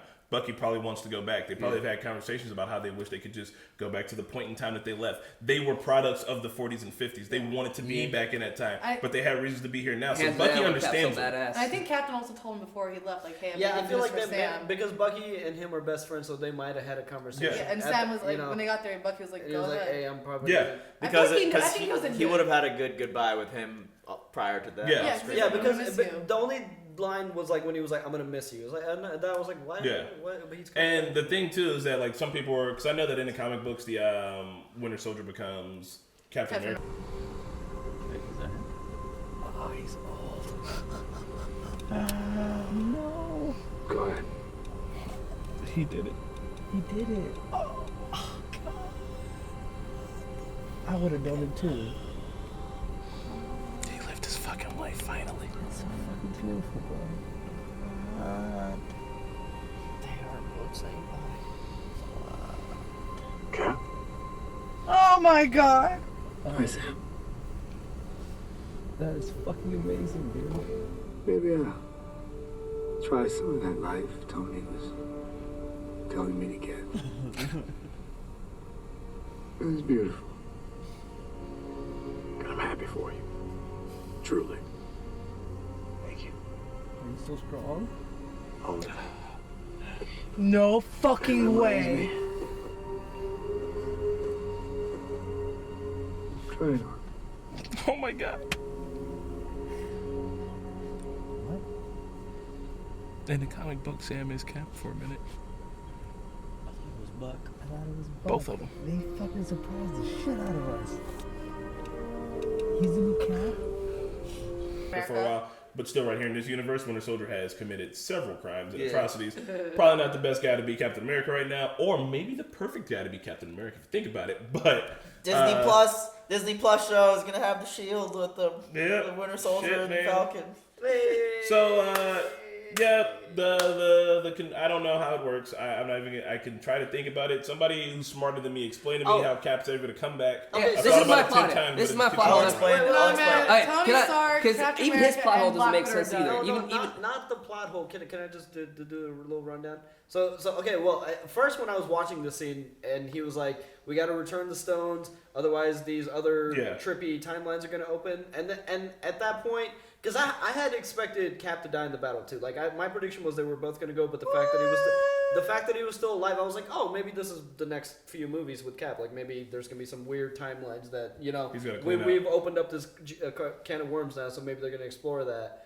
But he takes Mjolnir back with him, so he returns Mjolnir also back to Thor, because he was missing it. So he returns the gems, And it was what they said earlier. Like it was him moving through time, but then like he just stayed at a certain point because Hulk even Glad he said did. for him it's as long as he needs. For us, it's 5 seconds. Yeah. Okay, my question though. Okay, so again, this is DBS timelines, right? Mm-hmm. So if he were to go back to the past in a different timeline, how is he present in our timeline? That is, yeah. I got the answer. What's the Okay, answer? but that one, I get what you're trying to say. You're saying that he might have went Yes, back. said it No, because he saw Charlie, right? Charlie said, Emergency Awesome said that basically what could have happened was Captain America could have went back to a different timeline, been with Peggy for a while. Let her right? live till she died. Until she died, and then came back to ours. But if he were to do that, there would have been some sort of something happening. Nothing happened. He just appeared out of nowhere. In the other timeline. How is that possible? Like, So I here's a- don't think What do that you would. mean? He could have came back with pin particles. How okay? If he would have came back with pin particles, how is it that like he was able to be here? We when see him everything take else four- was Because happening? you can go. We see him you take can go- 4 pin you can particles, go remember? anywhere. You can go anywhere at any point in Okay. time. So he probably just went there like a minute before. And just... Okay, but my question is, when he did that and he came back to ours,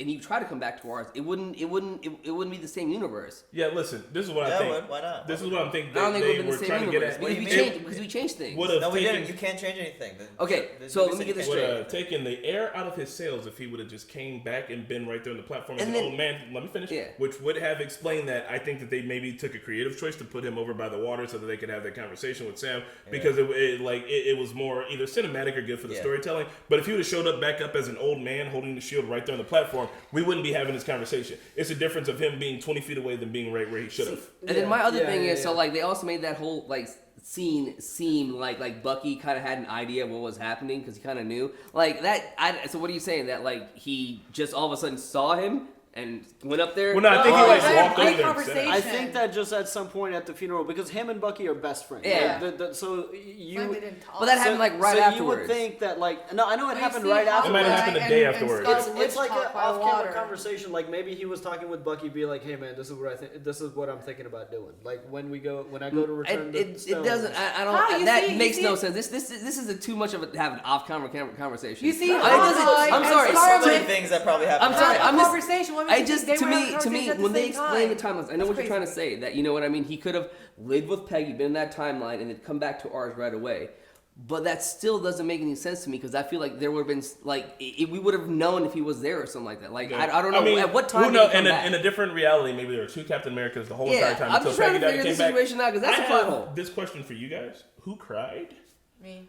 And can I ask you why you cried? I cried because it's been such a long journey with these movies, these characters, and just like my personal growth throughout all those years. And I remember who I was when I saw Iron Man 1. Not even expecting anything because like Iron Man wasn't like comics Wasn't weren't that dope yet. comics weren't in the mainstream. None of this shit was in the mainstream. And Iron They're Man so of all superheroes to make a movie about was like Iron Man. I liked him because of the Tony Hawk game. And then you see the movie, and then you see Oh, yeah. and the importance of Robert Downey Jr. being Iron Man and his personal journey as an actor. And there's just so much emotion in this franchise, and it was just like it was the culmination of everything, and the Russo brothers, and just like and the fact that this movie didn't have any end credits. It was like that was just like They gave that, us everything. Yeah, that was they just gave like the everything. extra like this is it. It was final. There was Nice. there's no more. It was overwhelming. I cried because, well, first off, I never knew I would fall in love with Captain America so much before the first one came out. I didn't think shit of that character. Yeah. And like this Or was Thor. having it end on the dance that he never had was like the best ending possible. What the fuck? Cap got the fucking life he always wanted. Can we see the dance, please? Oh, really? It's their house. Oh no. And he did everything awesome in that day. Oh my god, he made it. He's doing it. What the fuck? With Peggy? Unbelievable.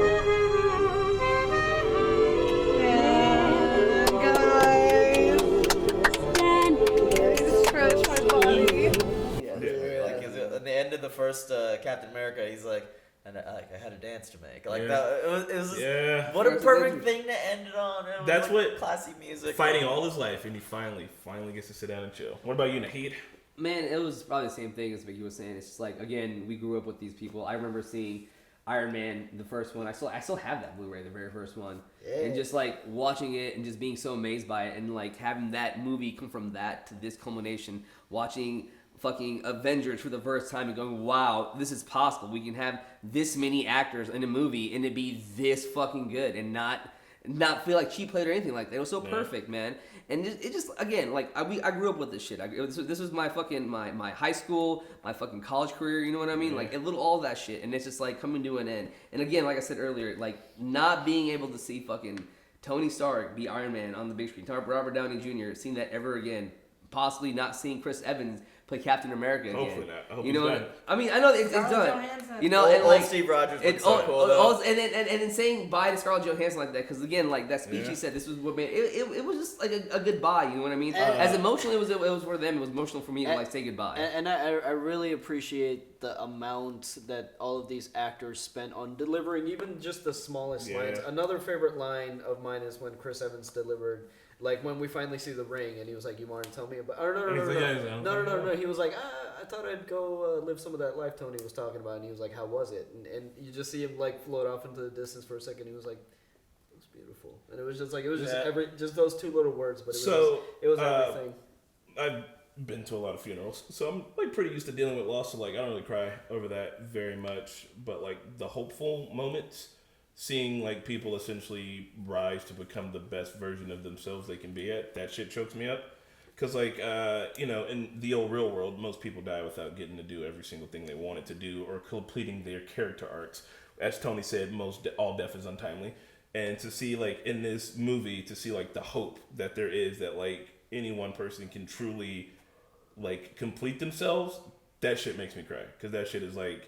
That's what I think people should try to take away from these movies. Not that loss is inevitable or that the end is inevitable, but that like you living your best life and being the best version of yourself you can be, that is super possible too. It might take a lot. You might have to kill a fucking titan to do it, but it's fucking possible. Shit touches me in the heart. Someone said that this ending or this movie was like very Spielbergian, and like I kind of get that too. Which is good. The message you're saying, and just the ending with Steve being able to go back and live out his life, and all the messages in this movie were very brilliantly done. I also and one last thing too is that I'm glad we're getting this today, which is Saturday, because I don't expect we're gonna get the same thing tomorrow. Yeah. Oh yeah. I was gonna say my thing, guys.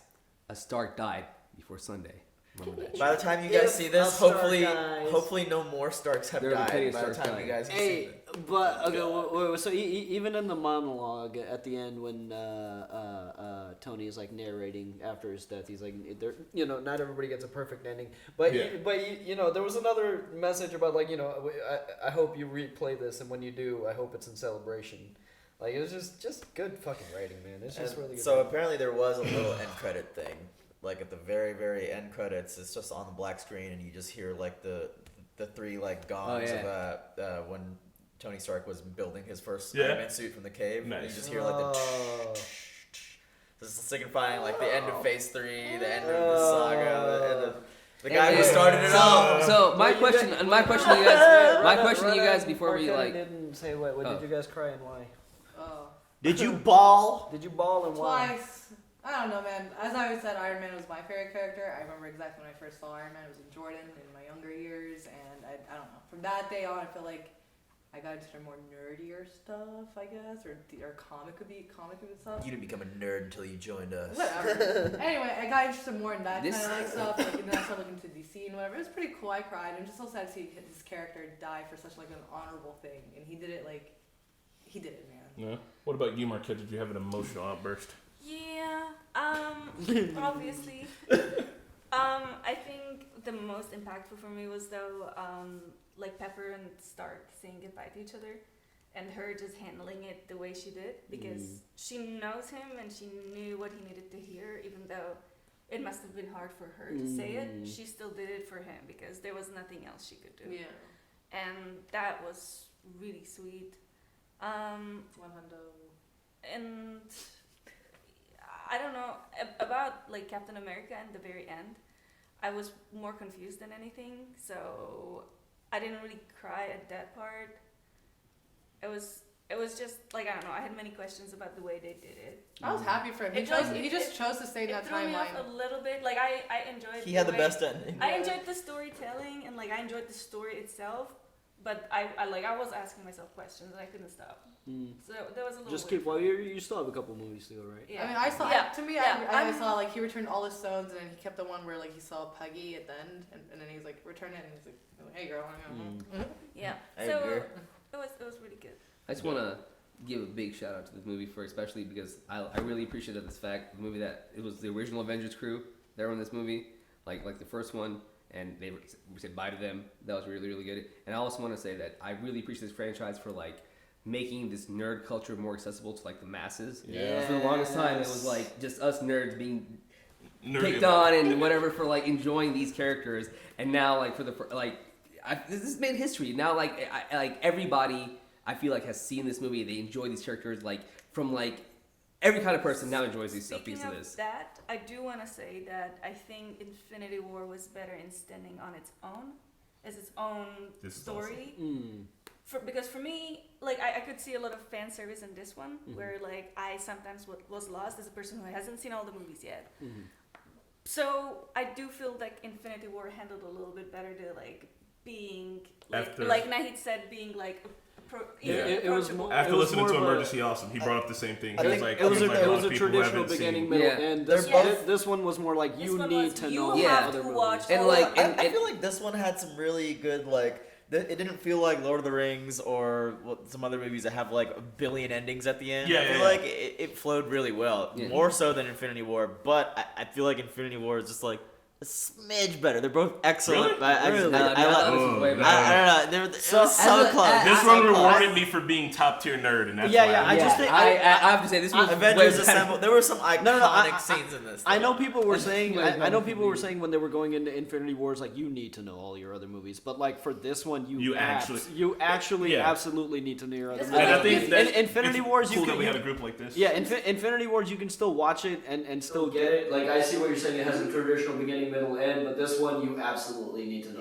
I want all four of these movies. Like just fucking seeing good, like dude. the Guardian, seeing all the Avengers like together in Infinity, you know, like fighting or like Thor and his mom. Yeah, you would have to see that. And that's another thing. Or like the about funeral scene, like I knew every single character there. Yeah. Like, someone who hasn't seen other movies probably wouldn't. That's one thing I really liked about these last two movies is that it didn't do a lot of hand holding. Like it didn't like it expected you to know your shit before you sat in the seat. I'm done. That's fine. Alright, guys, we're done. Go watch Enjoy it. this movie. Go watch it. Give it a thumbs up. See you guys next time. Give us a thumbs up. Hey everyone, I hope you enjoyed our in-depth Avengers Endgame review and drive-in reaction. Please hit the like button and share this video around if you enjoyed this. As always, a big special shout out to all of our super patrons: Luis, Joe Mags, Nasser the Artist, Marky O, Krav Dizzle, Mortal Clown, Kelly Parks, Keyboard Junkie, NYR Fan, and Philip. We will see you all on the next video.